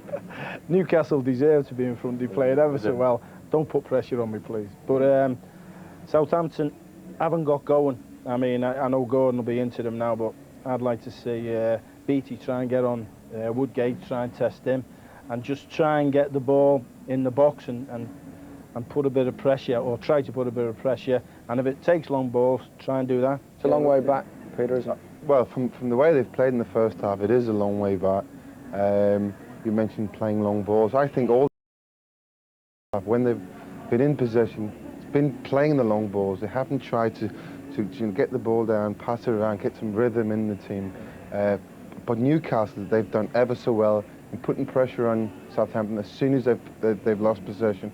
and they've got the ball back quickly, and they've passed it around ever so good. The tactics have been spot on as well. The Newcastle tactics are fantastic. Southampton have sitting back, they're defending the 18-yard line, leaving no space in behind whatsoever. Woodgate is defended great, and what they're doing well is that Woodgate is a back man, and everybody else is taking the position off Woodgate, and Woodgate is dictating where they are and what they're going to do, and that is so vitally important for a back four. And the goal, when it came from unlikely sources. He's not scored since last February. A player like Kieran Dyche's a remarkable statistic. But well, it was always been threatened. I mean, there had 2 or 3 decent chances before this, and you know, he gets himself on the box here where you expect him to be. Takes a bit of while to hit it, but once he hits it, gives the goalkeeper no chance. Actually looking back. You see when he gets the ball here into his head, he's actually looking back at Dyer, and I think that's great play. There he looks, there you are, here, get the ball. And at the end of the day, it's really, really poor defense. He waits so long, actually, the 2 Southampton players run past him, don't they? You're not... Well, the big centre-back shouldn't really go for that ball there either. What's happened, Shearer's been strong off the throw-in. It's a great ball in, a great run from Solano, and he's got the midfield runner sparkling, like Bobby said, sparkling, getting in the box and getting a goal. Yeah, one of the stars of the first half, I mean, you mentioned half the side, but Robert, we've enjoyed his performance, and he came up with the goods. Well, he's been in a rich vein of form, hasn't he? He scored 2 great goals against Tottenham, 2 spectacular goals, and in this match, some of his delivery has been fantastic. And, you know, he's had 1 or 2 hits from distance, but this is like 16 yards out. I think maybe Telfer should close him down quicker, but it's a sweet hit. Really good. I'll tell you what Gordon will be disappointed in. 2 goals have come from sort of dead balls, a throw-in and then a corner. Yeah. And they're usually very strong at that, Southampton. And all the good play that Newcastle have had, the 2 goals have come from... Well, from this angle, if you look at Telfer here, if you look strong at... enough? Well, I don't think he is. No, you know, he's got to close him down a bit quicker. There he is, just at the edge of the picture. He comes here now. He should just he has a look. He has a bit. Oh, he turns his head. That's one of mine. I used to do that. I used to do that all the time. Once it goes through the leg of a defender, the goalkeeper's got no chance, and he's got to be brave there. He's got to dive. I mean, we're talking about the first time they're playing the FA Cup this season, and I mean, to go out in the 3rd round is the worst. They've had a taste all the way to the final, and I just don't. Often happens though, I think. I don't think they're on it. They don't look the same team, do they? You're talking about Newcastle, and you've got to give them credit. Pass and move, but when you're talking about delivery from either side, Solano and Robert, the delivery is like so hard to defend. Robert's been influential throughout that half, hasn't he? We've seen many instances where he's been from long free kicks to subtle crosses. 75-yard free kick this is, and he nearly scores. Peter might say, well, why was there a wall there? Well, he nearly scores for the reason that he puts 4 on the wall. He gives him a line. This is the delivery I'm talking about. That is a great ball into the box. So difficult to defend against. His crossing is fantastic, but his free kicks are very good. Peter, talk me through this volley across. This is just fantastic. Yeah, but I mean, this is how you create goals. He's put in a danger, and it's a fantastic ball, and Higginbottom has got a great defensive clearance. It's clever. Then a little bit of variation. They're expecting the big hit. And he's again, Alan, if you're on the wall... You wouldn't have a wall there then, Peter, no? I would never have a wall from that distance, but if you put 4 players in the wall from that distance, you lose 4 players to defend in situations like we've just seen there. And again, as I say, you give him a line. If he wants to have a crack at goal, you give him a line, because obviously the wall will give you half the goal. You give him a target. If you take the wall away, you also take the target. So from that range, you'd never score past. You'd be very disappointed if you concede a goal from it. If it's top corner and it's hit really hard, sometimes you have to hold your hands up. But from that distance, you shouldn't be beaten. I suppose. Well, we've had 2 goals, 5 other chances. Yeah. Probably the best of them was Alan Shearer's, wasn't it? Well, exactly. So, I mean, under normal circumstances, you would say this is just so easy for Shearer. I can't believe he's missed it. All right, he's come a bit quick at him, but, you know, 7-8 yards out. Could have brought it down. Yeah, he could have done anything. I think he's coming away from the goal, and he might have been better having a touch here, because it's a difficult angle. You know, to have a touch. Alan's first touch is different class, first touch. Mind you, me telling him how to score goals. But he's standing there, I don't think he can quite believe it that he's missed it. There is one man I would like to ask you about, Peter. I mean, Kevin Phillips. I've dug up a couple of statistics. A few seasons ago, he scored 48 goals in 79 games. The last 2 seasons, he's managed just 12 in 54. You managed him in both a good spell and a bad spell. What's been the difference? Well, in his good spell, he was fit and playing with Niall Quinn, and to be fair to Kevin, he did get injured in the last couple of seasons. But the thing I've noticed this evening, and I think he's played quite well, but he hasn't got in the box enough for me. Yeah. He's gone down the sides, his link-up play is excellent, but when he was at his best, certainly for me, he was in the box. There again, it's a great run down the channel. Good touch. I think this is where he gets a good touch, comes back on himself, keeps it in, comes back and sticks it in the box. Now I think other people should be doing that for Kev. Yeah. And I know Gordon has brought him to score goals, obviously. And when he does get in the box, he's still a threat, as he showed here. I mean, I think he was given offside, but... I'm not sure whether it was offside, but I'd like to have seen him head that one. Yeah. You know. That shows to me a total lack of confidence of what he's doing. He's on, yeah, he's on. When he actually gets in there, he doesn't know what to do anymore. I wouldn't say that, but I think like when you know when fall a little bit behind him. He's not coming just. Yeah, but you could just. I think you can. He's running in it just a little bit behind him. And for a goal scorer like Kevin Phillips, right, the amount of chances he's missed, easy chances this season, is unbelievable. It's confidence. Well, that's what it is. That's what it is. It's a confidence factor. When you first come to Everton, it was about 8 games, wasn't it? Yeah. You didn't get one. I think it was 3 actually. It was 3. I scored in my 4th game at Tottenham. I had a diving header actually. I remember it well. Was that 1 and 8? But enough of that. Yeah, but 1 goal in 8 matches for a striker would have been terrible, wouldn't it? Thank God it wasn't. Now it's been a busy afternoon in the FA Cup. Here's a flavour of the 3rd round. After going behind in just 34 seconds, Ginningham's response was as thrilling as they come. In a cup tie of the highest drama, their 2nd goal was probably the best of the game. Mali international Sidibe's header unstoppable by anyone, even Dean Kiley. This was a thoroughly deserved Gillingham success, with the high drama finish contributing to a game that sums up what the FA Cup means and is all about. Alan Kirbishley will wonder why he didn't play his full strength team.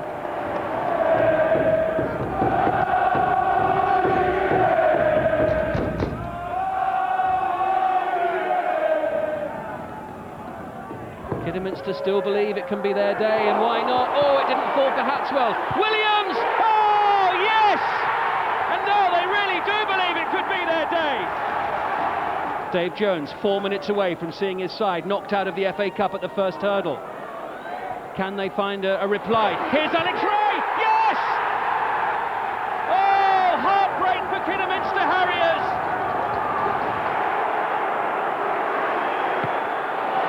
This is Devlin.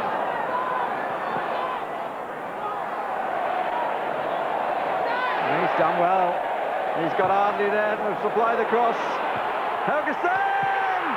Off the underside of the crossbar now. And the goal is given. The goal is given. The referee got a look from the linesman who indicated the ball had crossed the line. Lampard. That's a good ball to Gronkia. And that will be a penalty. The young on-loan goalkeeper from Chelsea bringing down Gronkia. Best pass of the match from a Chelsea point of view. Good Johnson. Calmly done. It's 1-1.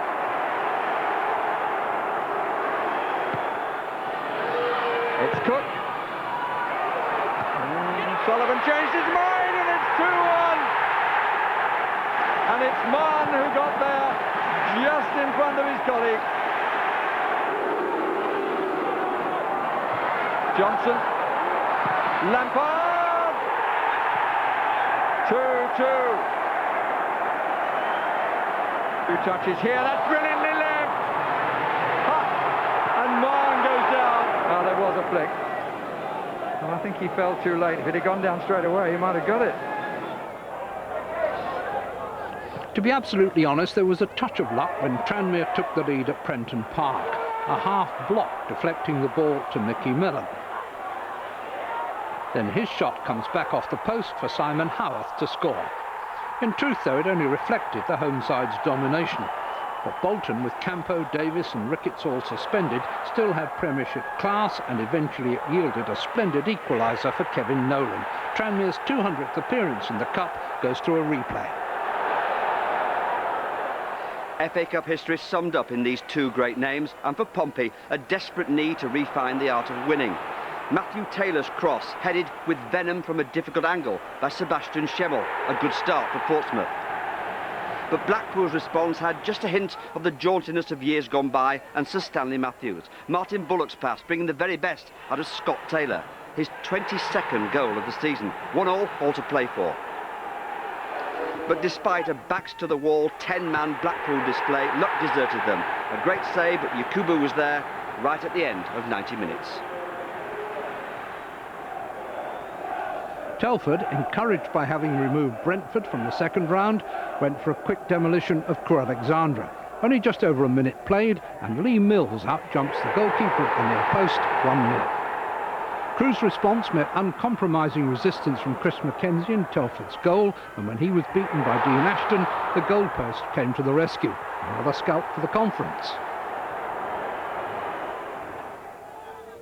The Interlink Express Stadium may not exactly roll off the tongue, but Colchester nearly toppled there. And one man always looked likely to score against them, Lucal James. With Simon Brown advancing, his shot hit the bar. The name of Accrington Stanley lives on for the moment. Scarborough reached the third round by winning away to second division Port Vale, but within 10 minutes they fell behind to third division Southend. It was a well-taken chance by Jay Smith. So it remained until well into the second half, when Clint Marcel set up Scott Kerr for the equaliser. A home replay for Scarborough, who go back 125 years but have never been in the fourth round. And if you want to see what happened in all 28 ties, then tune in to Match of the Day later tonight, BBC One, 10:55. Then tomorrow we're off to the West Country for your quintessential FA Cup third round tie. Yeovil from Division 3 against Liverpool, BBC One, 12:40 for that one. Now, one or two lower division sides went very close to knocking out Premiership opposition, but Watford went the closest. There were some interesting decisions, weren't there, at Vicarage Road? Is this over the line? I don't think so. Have a look at the linesman there. Where I think it was the linesman that gave it. Right? The linesman not sure even a Russian. No, not a chance. I mean, that's a poor decision, isn't it? And this is Gallison, man. What about this penalty? Where the referee is right on the spot, that's a penalty kick. Yeah, it balances it up, you know. That's a penalty. 2-2, of course, when this happened. They've got a goal out of nothing, and maybe he was too close. A great result for Watford, a great performance. Why did you say that? The extra revenue from the replay. It was very helpful. Some terrific but the third round of the Cup has been what's about drama, excitement, goals, late goals, some heartache. Blackpool, 2-1 in the last minute. There's a few. Kidderminster. Cool. Right, what about here? Can Southampton stage any sort of a comeback? They've got to get a goal, haven't they? I think the first 15 minutes is crucial. I mean, I'm not so sure that he'll bring anybody else on. I think that if he ever has a right go at them, then they could get beaten 5. But so what? I mean, would you ever go at Newcastle? Would you like play 2 up front and then support? And I know what Peter said about them not playing football, but I thought they tried to play, but Newcastle shut them down and kept winning it back here. I'd get right up on the halfway line. I know what you do. And you go 4-4-3. No goalkeeper. That's a great formation, that, by the way. Anyway, he can bring Fernandes on, who's tricky, and maybe bring you a bit of quality and a good. You might well go for it. You might well go for it. Get a few goals. Well, it's not surprising looking out on the pitch there. Newcastle players are out first. I thought the Southampton team meeting might go on a little bit longer, but they're out now. Let's rejoin Trevor and John. Thank you very much, Gary. Yes, Newcastle were out some time before Southampton, and a reminder of the team lineups here. Southampton, who started that way and look as if they're going to continue that way for the time being, and Newcastle, who've had the injection, if you like, of the return of Dyer, who scored the first goal, and Woodgate, who was dominant in defence. And for Alan Shearer, perhaps the dream of an FA Cup winners' medal is still there. He's still to achieve that, but on the other hand, a number of illustrious players who never won an FA Cup winners' medal. Tommy Lawton, Tom Finney, Johnny Haynes, Gordon Banks, George Best, Peter Shilton, Alan Ball and Malcolm McDonald. All of them either got to finals and were losers or didn't get to a final at all. So it doesn't always follow that the most famous players pick up that particular trophy and medal. Here's Jason Dodd.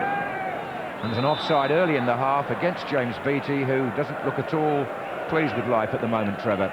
Well, he doesn't look at all pleased with Jason Dodd because he wanted the ball earlier. Jason Dodd then had the extra touch, knocked it over, and then, of course, he's a yard or two offside. So they need, as I think Alan was saying, they need 5-10 minutes to get the crowd behind and get 1 or 2 half openings and if at all possible, a goal. But they've certainly got to get more possession than they had in that first 45 minutes. There's Shearer. Well, I think it could well be that Gordon Strachan feels 1 goal and they're right back in it, and in the cup, as we've said before, you never quite know. He's got 1 or 2 options on the bench should he need them. I wouldn't be surprised to see Fernandez and Ormerod if this doesn't improve. Robert.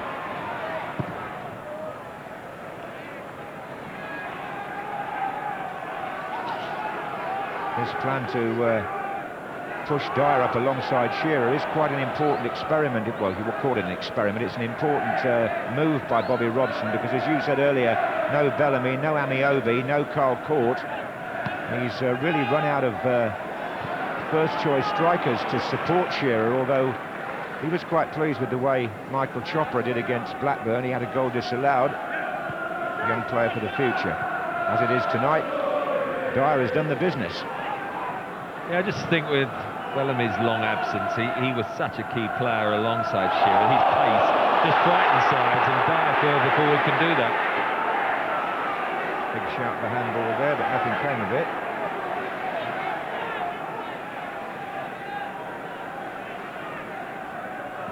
Bobby Robson was a Newcastle supporter when they last won the FA Cup in the 50s. Here's Shearer, who knows all about that tradition. 3 cup wins in 5 years. The Newcastle team of Jackie Milburn and company. Here's Solano. Just in case you think overseas players are a recent addition to the English game, in those early 50s years, Newcastle had the Robledo brothers, who came from Chile. One of them scored the winning goal in one of those finals. Forward by Bramble. Here's Jason Dodd. Telfer's not quite got into the game yet tonight, and that goes for 1 or 2 Southampton players. Here's Michael Svensson.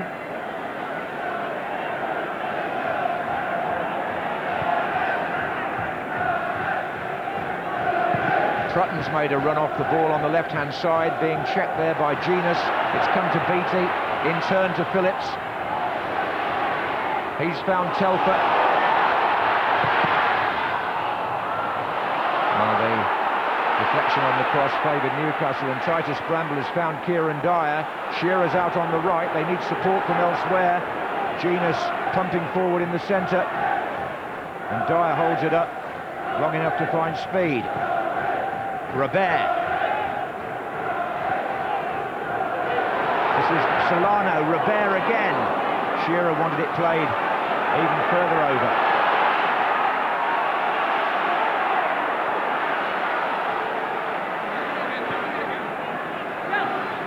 Beattie trying to pull away there in the middle from Woodgate, but Telfer didn't deliver that particular cross. It's been worked across to the other side to Higginbottom.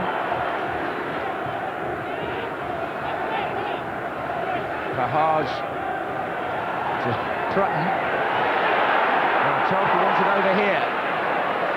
And he's got it. And Beattie's in the centre. And Bramble is back there finding Robert. And Southampton have got to take risks and push players on if they're going to get back into this cup tie, and Newcastle in turn look perfectly capable of catching them on the break. Kieran Dyer, Hughes, Shearer backing away to get underneath this.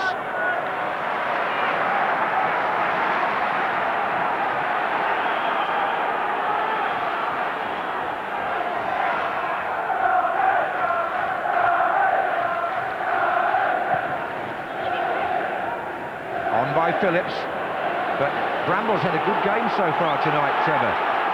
Yeah, I mean, it cost him, what, about £5 million. Came in and a little spell, and then made 1 or 2 errors, and hasn't quite established all that promise that people expected when he was at Ipswich, but he's done very well tonight. The ability's there. It's just to keep the concentration and get the consistency in his performances. Helped by Woodgate, I think, tonight alongside. Michael Svensson up there in the crowd. Goal kick. Yes, I think Bobby Robson thought quite carefully about who to pair with Woodgate on his return, and Bramble got the vote over O'Brien. And these supporters, who are never anything less than passionate, home or away, are just enjoying themselves so much that the 300 miles won't seem so bad if Newcastle go through to the 4th round.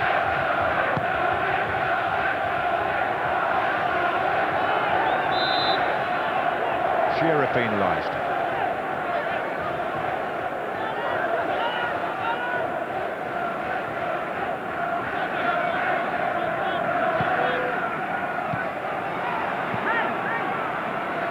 This is Telfer.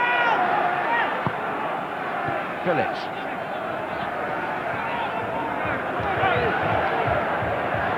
Again, Southampton are forced to go all the way back.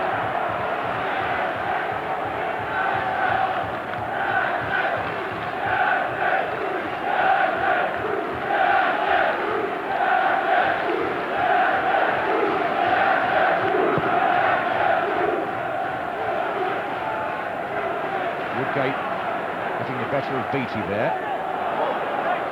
It's a Southampton throw. They really need to increase the tempo a bit and get some momentum going in their midfield, Southampton. Beattie. Phillips. Pahars.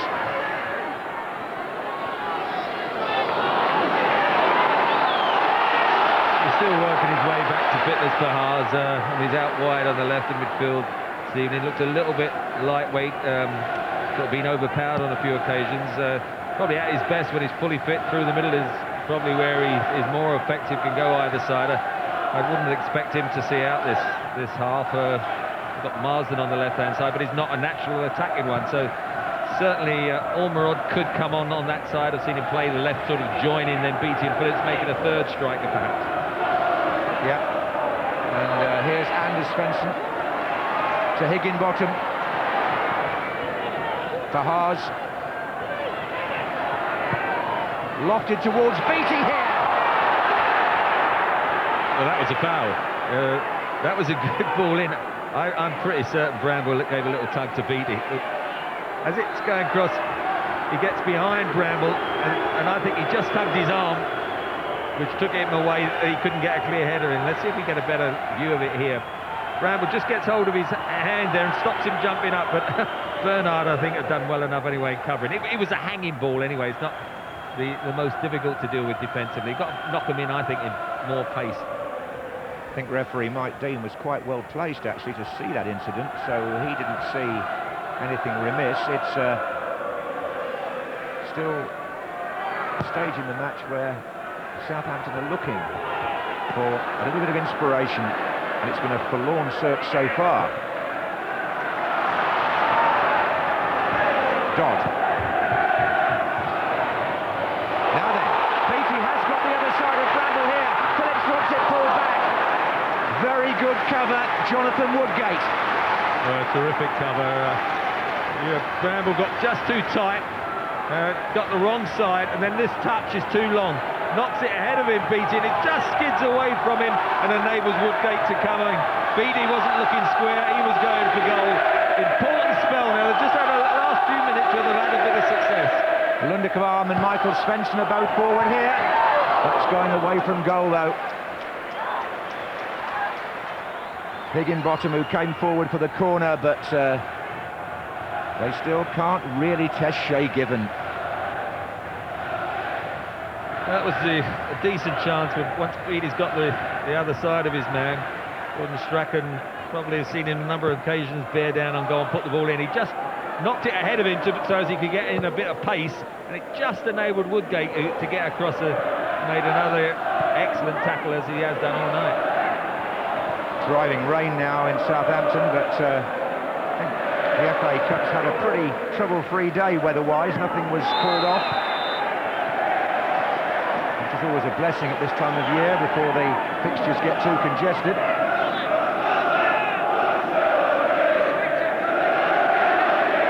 It's a free kick to Southampton. Now, is there a revival in sight here? The target here is Beattie. Shearer.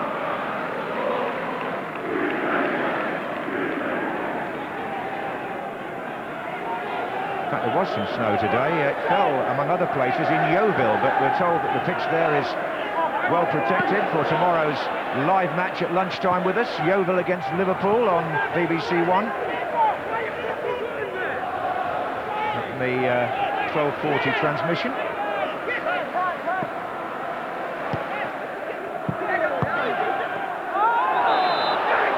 Well, with all the giant killing, well, some of it and some very close to it today, there's no reason to rule out Yeovil with their amazing cup tradition. And their manager, Gary Johnson, who was very eloquent on Radio 5 last night. Now then, here comes Beattie in the middle for Southampton. Away by Genus. I think there's a sign here that Newcastle are getting pushed back, which certainly didn't happen much in the first half. I have squeezed them up, the back line, as the lads in the studio were talking about. Got much nearer the halfway line, trying to pen Newcastle in, and they are having a little bit more joy without creating that clear-cut opening. That was Telfer who found Pahars. Higginbottom will overlap down the left-hand side, and Pahars has given the ball away cheaply. This is Shearer.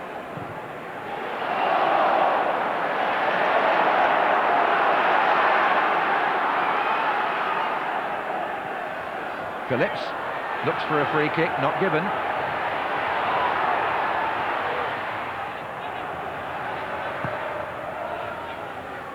On by Shearer to Dyer.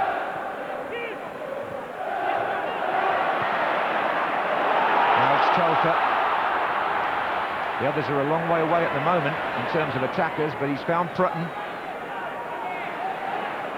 Dodd makes the run down the right-hand side for Southampton. Test for Bernard.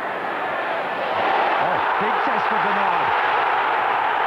Play on, says Mike Dean. Crossed by Phillips. Oh, and it's over the bar.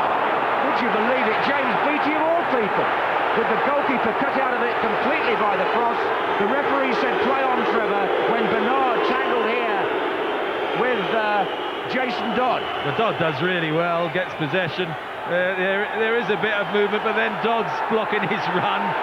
The home fans are not happy. Look, he's looking for it. They let Phillips come on. He dinks a great little ball up, hanging, gets his head to it, Bernard. And I think you've got to say well done to Hughes here, because he's the back man against Beattie, and you'd think that it would have been a free header, but Beattie can't quite get over the ball. It just went over the crossbar, and I think Hughes did well. Well, certainly, yeah, the attention of the defender must have been what put Beattie off. Otherwise, it was a certain goal. Given had been cut out by the cross. I think the little scuffle there, as frustrated as the home fans got, I thought the referee got that right. Yeah, I would agree with that. I don't think it was a penalty, but it could still have been 2-1.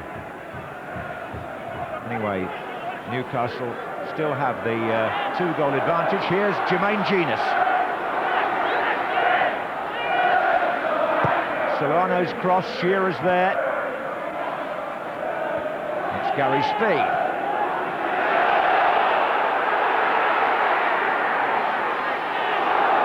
Is still marauding up there. He's found Solano. It's gone too far for Shearer this time. But look how quick Newcastle are to get the foot in. Yeah, it was Anders Svensson who got possession. He'd been out the side for a while. He never really sort of got into the side. They'll trouble at the cup final, really, and then you know, is the creative element, but he looks a little yard short of match fitness, and he's struggled in the centre of midfield.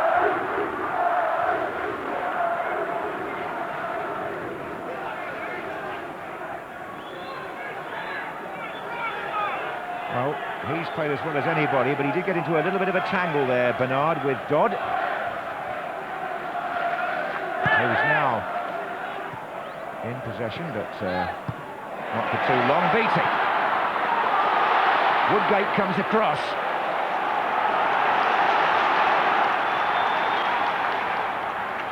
Well, if you saw the Old Firm game with this, Alan Thompson made his mark for Celtic in front of one of Ericsson's spies. Here's Beattie. Phillips. Now then, Speed tries to get in there. Anders Svensson. I just wondered in saying that, Trevor, whether Woodgate's performance here tonight might attract a bit of attention from the England camp. Anyway, more of that in a minute. No, more of that now. No, I mean, Jonathan Woodgate is definitely where I'm sure Sven and is very conscious of, wants him to have a good run in the side now, and you know, the performance this evening has been outstanding, so there's no question if he can retain that sort of form and his fitness, he'll be very much in his thoughts. I wasn't asking you to pick the England team there because I know you start your new job on Monday. Did I evade that pretty well, do you think? I thought you played it very diplomatically, as always. Anyway, it's given with the long clearance for Newcastle. And it's Pahars who's got Phillips and Beattie to his right here. Free kick to Southampton. Aaron Hughes. And they've taken it very quickly. Anders Svensson, too quickly, I think. Oh, and why on earth Bramble didn't leave that for given? Not sure he knows. Anyway, got a second chance to clear it.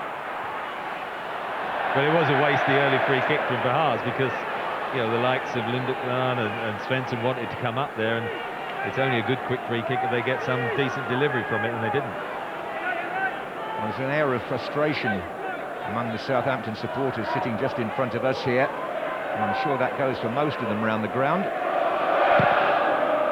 Because you have to say, really, that Shay Given has not been tested. Prutton.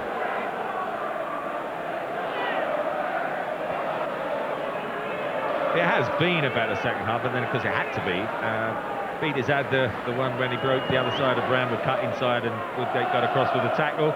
And then the one at the far post, really, when he just couldn't get quite over it. They were about the only two half chances. Well, that's spun off quite nicely for Southampton. It's a corner, and they really have to get a goal now if they're going to make a fight of this second half. Lundekvam is on his way forward. Michael Svensson likewise. Dodd to take.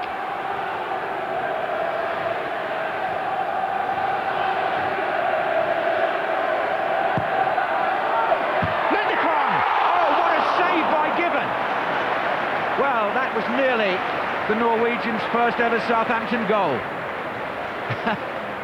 And he met it firmly enough, but the goalkeeper was in the right place. Well, I think that's the key. He was in the right place. I think either side of him, he wouldn't have been able to get a hand to it. Good jump from Lundekvan, and I think he just got above speed. But frustrating spell, much better opening 20 minutes, but they need just to close that 2-0 scoreline, don't they, by at least getting one. They're going to bring Brett Ormrod on any minute, I think. Should think probably in place of Pahars. Anyway, here's the free kick for Southampton. Telfer has pushed his man down there, Bernard. It's a free kick to Newcastle now. That will enable them to make the substitution if they wish. That's the header, as you say. It was so close to Given. You know, he's not got to go from one side to the other. It's just straight at him, so it's a reaction save, and then he catches the second one. And so Lundekvan very unlucky, because I think a yard or two either side and it would have hit the net. It would have been a moment, a bit of a landmark in Southampton's recent history had that gone in, but it remains 2-0, and this is Dyer. He's got the free kick for Footer.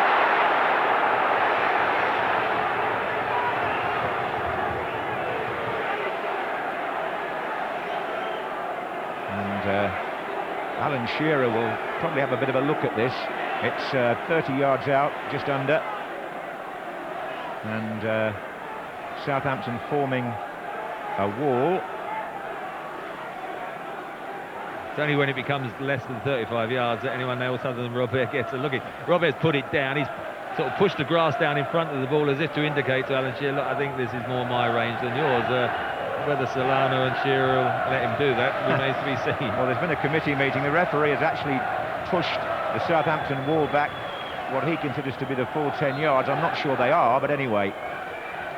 Oh, it's going to be Jermaine Genius to shoot. I'm looking at Robert. He's standing there with his hands on his hips. He's absolutely disgusted that was not square when it was within his shooting range. He's just actually put his hands off his hips now. That was a 15-second tantrum from him. Well, Marian Pajar's still regaining match fitness, is coming off, and he's going to be replaced by Brett Ormrod, who's a popular player here. He scored twice against Charlton early in December. He also scored at Anfield in the first minute against Liverpool. And anybody who thinks it was a completely one-sided cup final might just recall he brought a great save from David Seaman in the closing minutes at Cardiff. So can he produce something tonight, Brett Ormrod, to turn this cup tie? Well, at the minute, it's a straight swap on the left-hand side of midfield, where sometimes they do often sort of bring him on at this stage. I think I'd like to see as minutes tick away, perhaps him almost going either further through the centre, because he's more often happier as a striker. But you know, what with Phillips staying on with BT, I just think at times the third striker might just give Newcastle more problems. So at this stage, last year's finalists are going out of the FA Cup at the first hurdle. It'll have to be something pretty dramatic now to rescue Southampton. Bernard forward. Michael Svensson. Telfer. Prutton. And Beattie gets his body in there.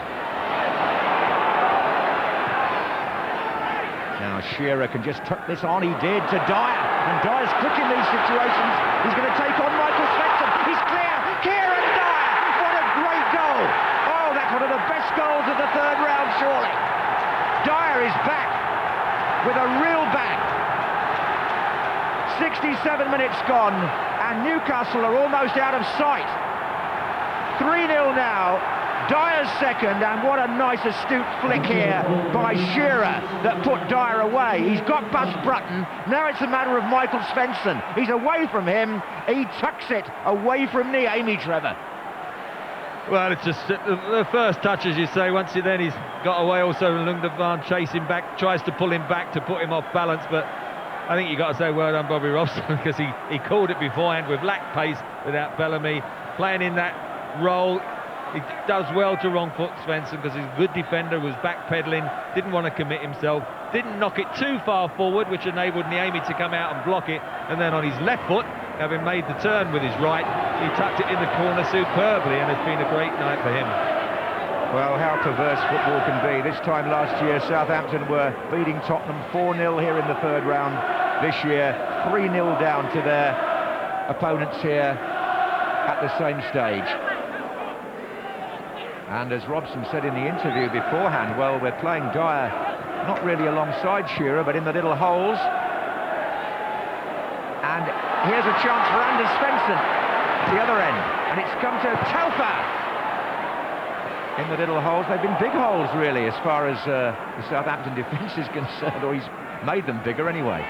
Great touch, though, as you said, from Alan Shearer. I mean, you know, a little bit of vision, one touch, and it's got to be weighted perfectly. So all Kieran Dyer did was take it in his stride. He didn't have to worry about controlling it. And Shearer, quite often this evening, up by himself, it's great to see a seasons campaigner like that just know when he gets the chance, just lay it off and let somebody else get on with it. This is Telfer for Southampton. Hughes away for Newcastle, who lead 3-0 here. Telfer again. Ormrod's coming in far side now. And that's Solano. Decent ball to Dyer, then Shearer. It's Prutton trying to get to him. And Shearer, there was only Dyer really to aim at there. Well, unlucky, as it happened, Genius just made a run from the centre. Alan Shearer wouldn't have been able to see him, and probably in this noise wouldn't have heard him. But Genius, is, as I say, he's got a great engine, would have broken there. He only saw the option of Dyer, but again, they look threatening, don't they, on the counter-attack. This is excellent performance by Newcastle. It'll be a big plus for them now when they're thinking of that fourth spot, I think, in the Premiership for the second half of the season. Yes, the Premiership resumes next Wednesday with all that entails. For the moment, in the FA Cup third round, we have a somewhat surprising scoreline here. A lot of people felt this would be a pretty even game, but Newcastle, I think, stung a little by some of the things that were said earlier in the week, have responded, and how Southampton could do with a younger version of him these days. That's Matt Le Tissier, still a very popular figure at St Mary's in the hospitality area. Didn't look as if he was expecting Southampton to get one back there. He was very keen on texting somebody. He's probably sorting out his next golf match, Trevor. This is Lundekvam here.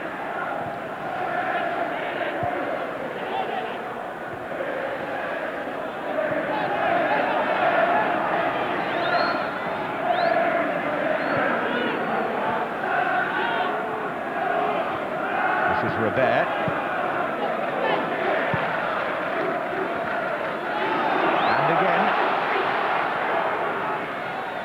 Jenas couldn't quite reach that.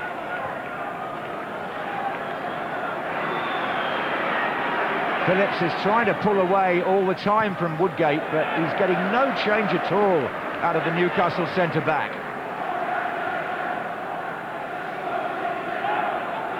I mentioned Woodgate with England. I mean, Dyer and Jenas, those three, done very well this evening, and certainly good time to be running into form. And here's Beattie climbing. Telford. And that was Dodd. And it's come out to Pratton.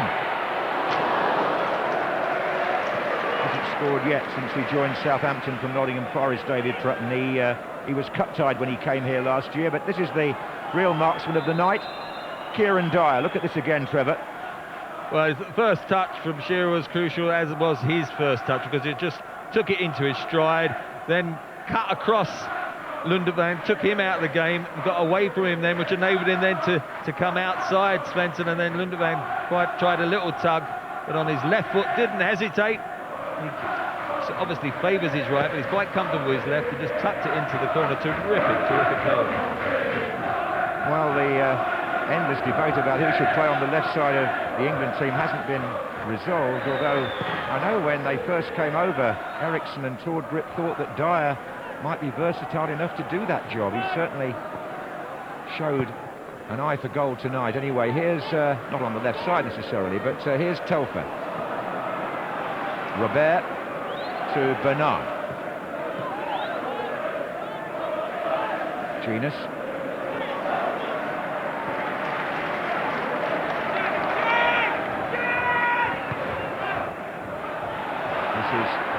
Telfer to Phillips. Beattie coming in. Ormerod coming in on the far side. Hughes just blocked him off. Yeah, another good header from Hughes. Very versatile, of course. He's playing a few different positions. Right back, done well this evening. Got forward on occasions, but two also important far post back headers as a defender. First when Beattie tried to get one and couldn't keep it low enough, went over the crossbar, and again there. So yeah, the back four, as Alan was talking about beforehand, they've definitely had a good night. Well, it's a whole lot different from Newcastle's last two performances, there's no question about that. And an emphatic start into the new year, with 73 minutes gone here.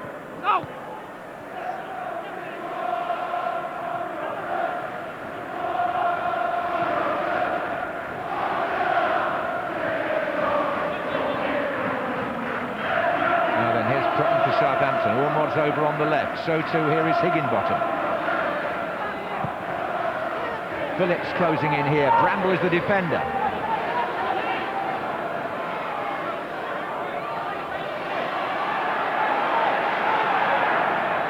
Lundekvam. This is Anders Svensson. Oh dear me, he put that behind Higginbottom. I don't think Gordon Strachan will be very pleased with that pass. He was hoping that Anders Svensson would bring a bit more forcefulness to the Southampton midfield tonight, but it hasn't quite worked out that way. This is Kieran Dyer, who's on a hat-trick now, of course.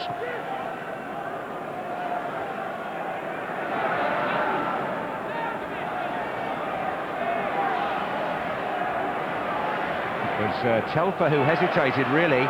And Newcastle can break again. It's Shearer. Oh, look at Robert to his left if he sees him. Didn't need to, perhaps. Well, he's played it too wide, really, for Solano to go in on goal, but he still gets the cross in. Robert was in a great position there, and that was speed. And has the chance gone? Yes. Yeah, well, not often you say Alan Shearer picks the wrong option. Robert's just saying to him, look, Alan Shearer's blanking in there. Robert's shouting and putting his hands up. Now he's turned away, but he was clear and he was in the better position. And all right, Solano wasn't bad on the right, but in fact, Alan Shearer then knocked it too wide anyway, and the opportunity went. But at 3-0, I think we can forgive him. Well, at 3-0, Robert has found Bernard in a menacing position in the left back. Oh, that's going to be. Oh, it's not going to be a penalty. Mike Dean says no. I thought that looked a bit suspicious, Trevor. Well, I think the defender's read the way he's going to go and has sort of just put his arm out that outside the box, and then when he goes down, you know, I don't think it would have been the penalty. I think if it was the decision, then perhaps just outside would have been the time. But again, at 0-0, it might have been a more likely decision, shall we say. At 3-0, perhaps a bit of sympathy came into the decision. Yeah, well, we always enjoy one debate where we don't agree. I thought it was a penalty, but there you go. That's offside against Phillips. Well, if the offence takes place on the line, that's a penalty, isn't it? So yeah, I thought the first contact was just outside the line. So, you know, we beg to differ, but at 3-0, I think, you know, give Southampton a break. Right, they are, as you say, in a pretty much of a no-win situation here. 76 minutes gone at St Mary's in the third round of the FA Cup. Southampton 0, Newcastle United 3. There aren't many people, I think, who will get the correct score bet up tonight. Shearer having a little smile there with referee Mike Dean. In a very well-controlled and well-behaved match, as a matter of fact. I don't think we've seen a yellow card, have we? No, I think one or two occasions when he thought about it, but no, it's been competitive. Both sides certainly fired up for it, but Newcastle, once they got ahead, have got better and better, and apart from a 15-minute spell at the start of the second half when Southampton a bit more of the play without actually really creating too much, and then of course the third goal has knocked it on the head. And got to say, I mean, Bob Robson said I can't even think about the final yet. They've been very impressive this evening, and they keep turning on performances like that. It will be a good side that beats them. Well, 32 years since Newcastle won in Southampton, most of those games at the Dell, of course. Is this barren run ending here and now? Looks like it. I think Malcolm McDonnell was a scorer when they won here, or when they won in Southampton in 1972. And as well as ending that particular sequence, they're going to knock out last year's beaten finalists.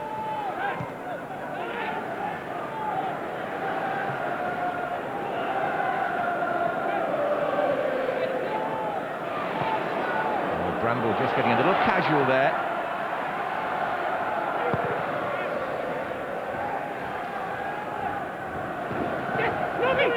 Again, it was Shearer's touch that threatened to put Newcastle away. Now that's a foul, and that is, oh dear, I spoke too soon, it's a yellow card. It's Prutton it was. David Prutton's challenge, yes it was. Speed did well actually, he went down, it was a nasty tackle, but he jumped up straight away. So the first caution of the evening to David Prutton of Southampton. It's come in the 79th minute.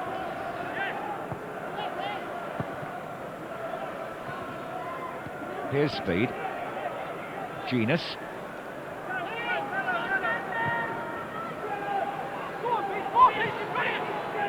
I think Bobby Robson will want to give Darren Ambrose a little run out if he can. He said to me last night he's so pleased with the way the 19-year-old has acquitted himself since he came from Ipswich, Robson's old club, of course.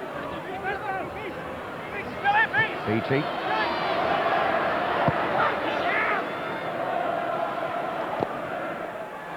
You still get 110% from Shearer.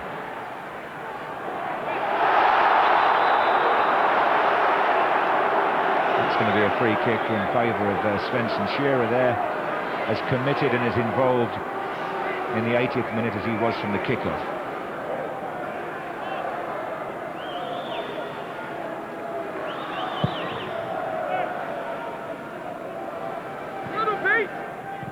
Woodgate. Well, should you have joined this match late, the score tells its own story. Newcastle have been in command for the greater part of it. 2 goals from Dyer, 1 from Robert, and Southampton are now virtually out of it, unless they can conjure something quite remarkable. Here's Phillips.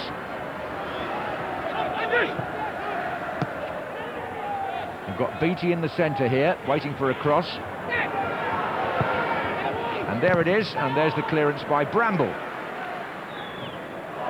Mistake by Lundekvam has given Dyer the chance to run at the defence again.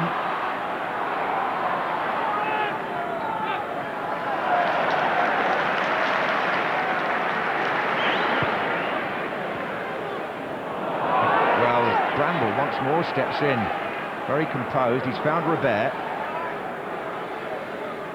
Speed.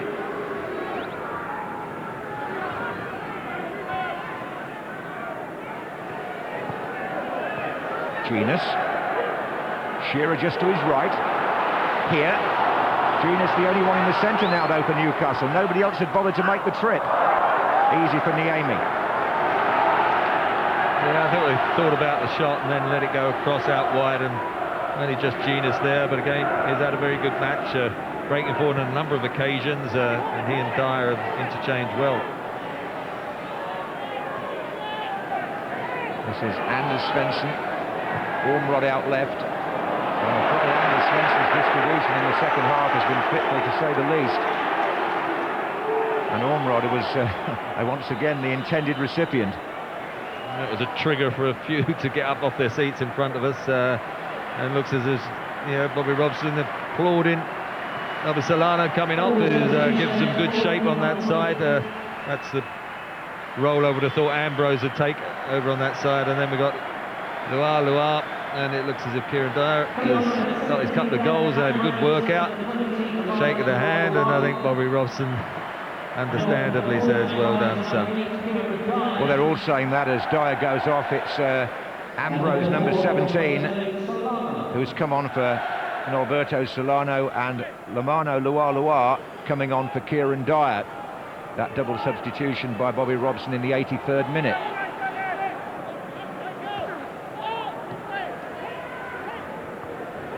This is Telfer.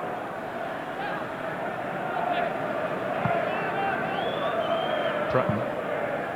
Ormrod is now in the centre as Phillips goes out left. Michael Svensson's coming forward for Southampton to try and snatch something late on, and there he is in fact, and he ducks and tries to let Ormrod come in behind him. In fact, Telfer was the nearest to it. Who got his foot to it was Woodgate, and as well we've said as Newcastle have played, now it's a difficult spell, isn't it, for Southampton, because went out of the UEFA Cup early this year after such a good season last, in the cup final, now suddenly out of the FA Cup and a bleak 3 or 4 months ahead, really. And out of the Carling as well, and that was Luar who got his first taste of the action. Yes, Newcastle, of course, are still in the UEFA Cup, which gets going again at the end of February.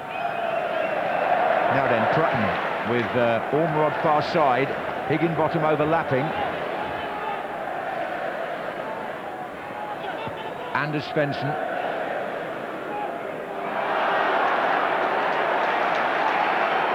He hasn't got the throw. No, he's had a bit of a torrid time, Anders Svensson. He is a creator.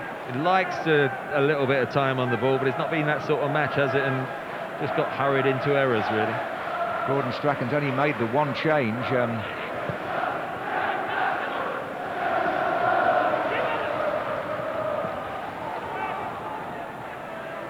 he's not going to be very happy with this performance, I would venture to suggest. And that would be an understatement.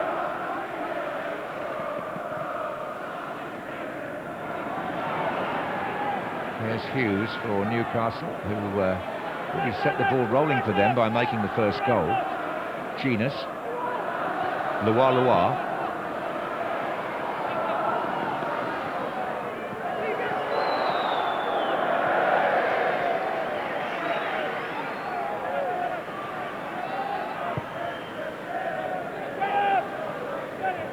Draw for the 4th round is on Monday, by the way.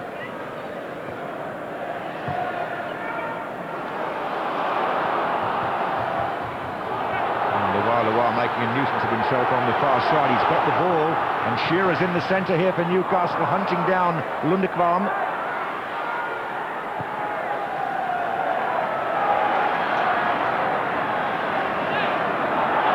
Well, that's just about summed up the game, really, how easily Bernard picked off Telfer there.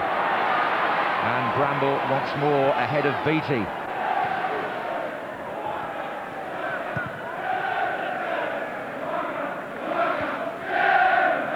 Robert. Genus in stride, Loire, oh no.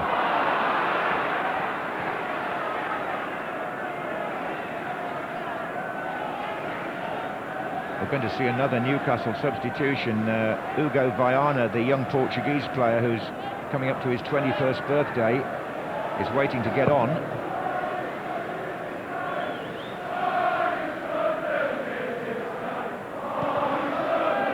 Offside Phillips.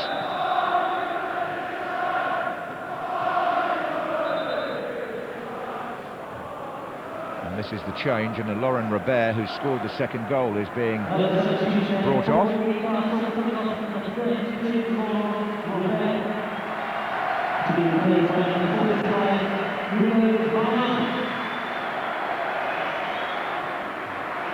Exchange of applause with the Newcastle supporters. Viana actually wanted to go back to Portugal recently on loan because he felt his chances of playing in the 2004 European Championships for the hosts were being prejudiced by his lack of first-team opportunity at Newcastle. But with the injuries they've got, and that includes Lee Bowyer, of course, Bobby Robson didn't want him to go. Here's Loire.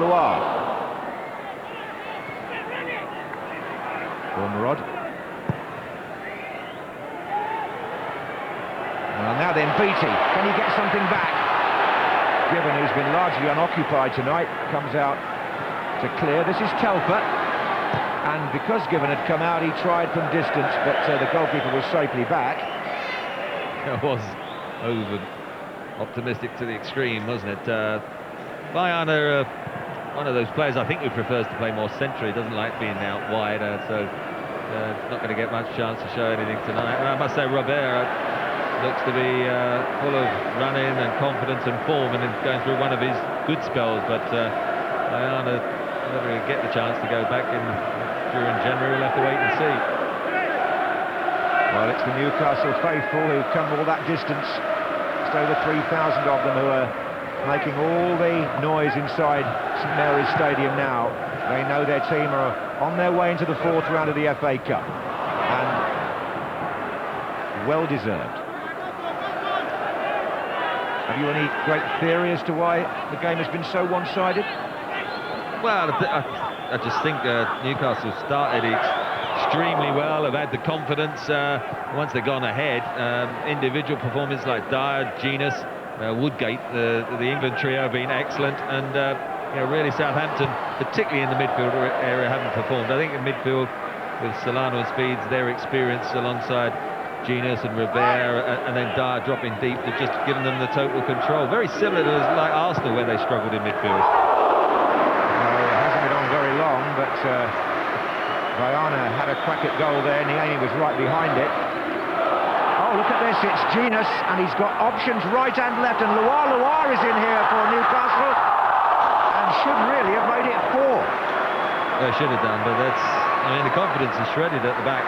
Southampton usually defending is one of their stronger points, but they're giving it away. Loire, little back heel, and you think he's just going to clip it into the top corner. Naomi was worried, and it was close enough. Just before that, we had the shot by behind her, didn't we? And that was from the inside right position. You can see why he likes to play more central. Well, 2 minutes of stoppage time has been scheduled. This is Viana to Loire, and now Newcastle are going to go and reverse that score by which Southampton demolished Tottenham in this stadium a year ago today. They went on to the cup final as a result of getting through that night, and one wonders if Bobby Robson's earlier quotes about the cup final might possibly come through this year. We'll see. Long way to go.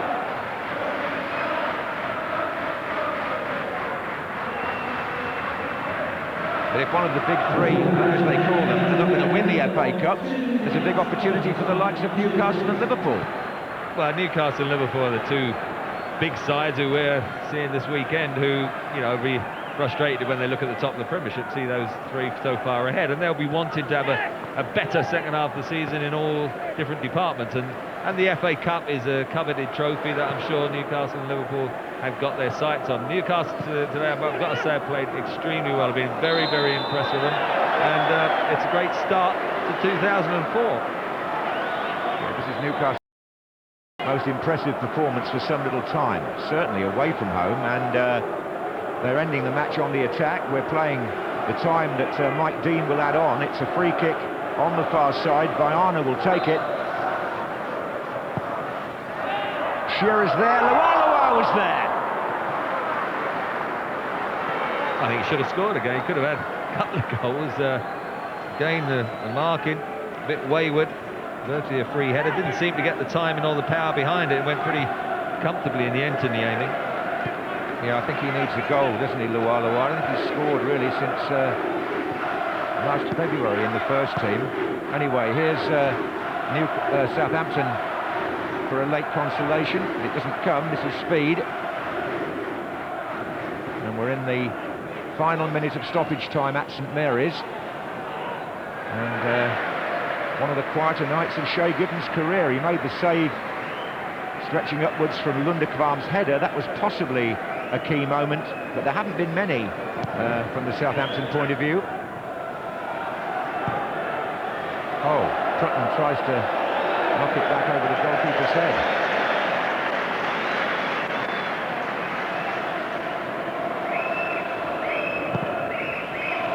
Well, a little bit of modern football history here. Newcastle United and Bobby Robson win in Southampton for the first time in 32 years, and win convincingly. And in doing so, they eliminate at the first hurdle last year's FA Cup finalist Southampton. Alan Shearer, as always, at the heart of the performance, not on the score sheet tonight, but very much implemented in what Newcastle achieved. Dyer was the star, who later went off. 2 goals for him, 1 in between from Robert, and there are some unpleasant noises coming from Southampton supporters who saw that as a pretty ineffective performance. Not so Newcastle, their fans, having come all this way, getting the deserved acknowledgement from Shearer and his men here at St Mary's Stadium in the third round of the FA Cup. It's Southampton 0, Newcastle United 3.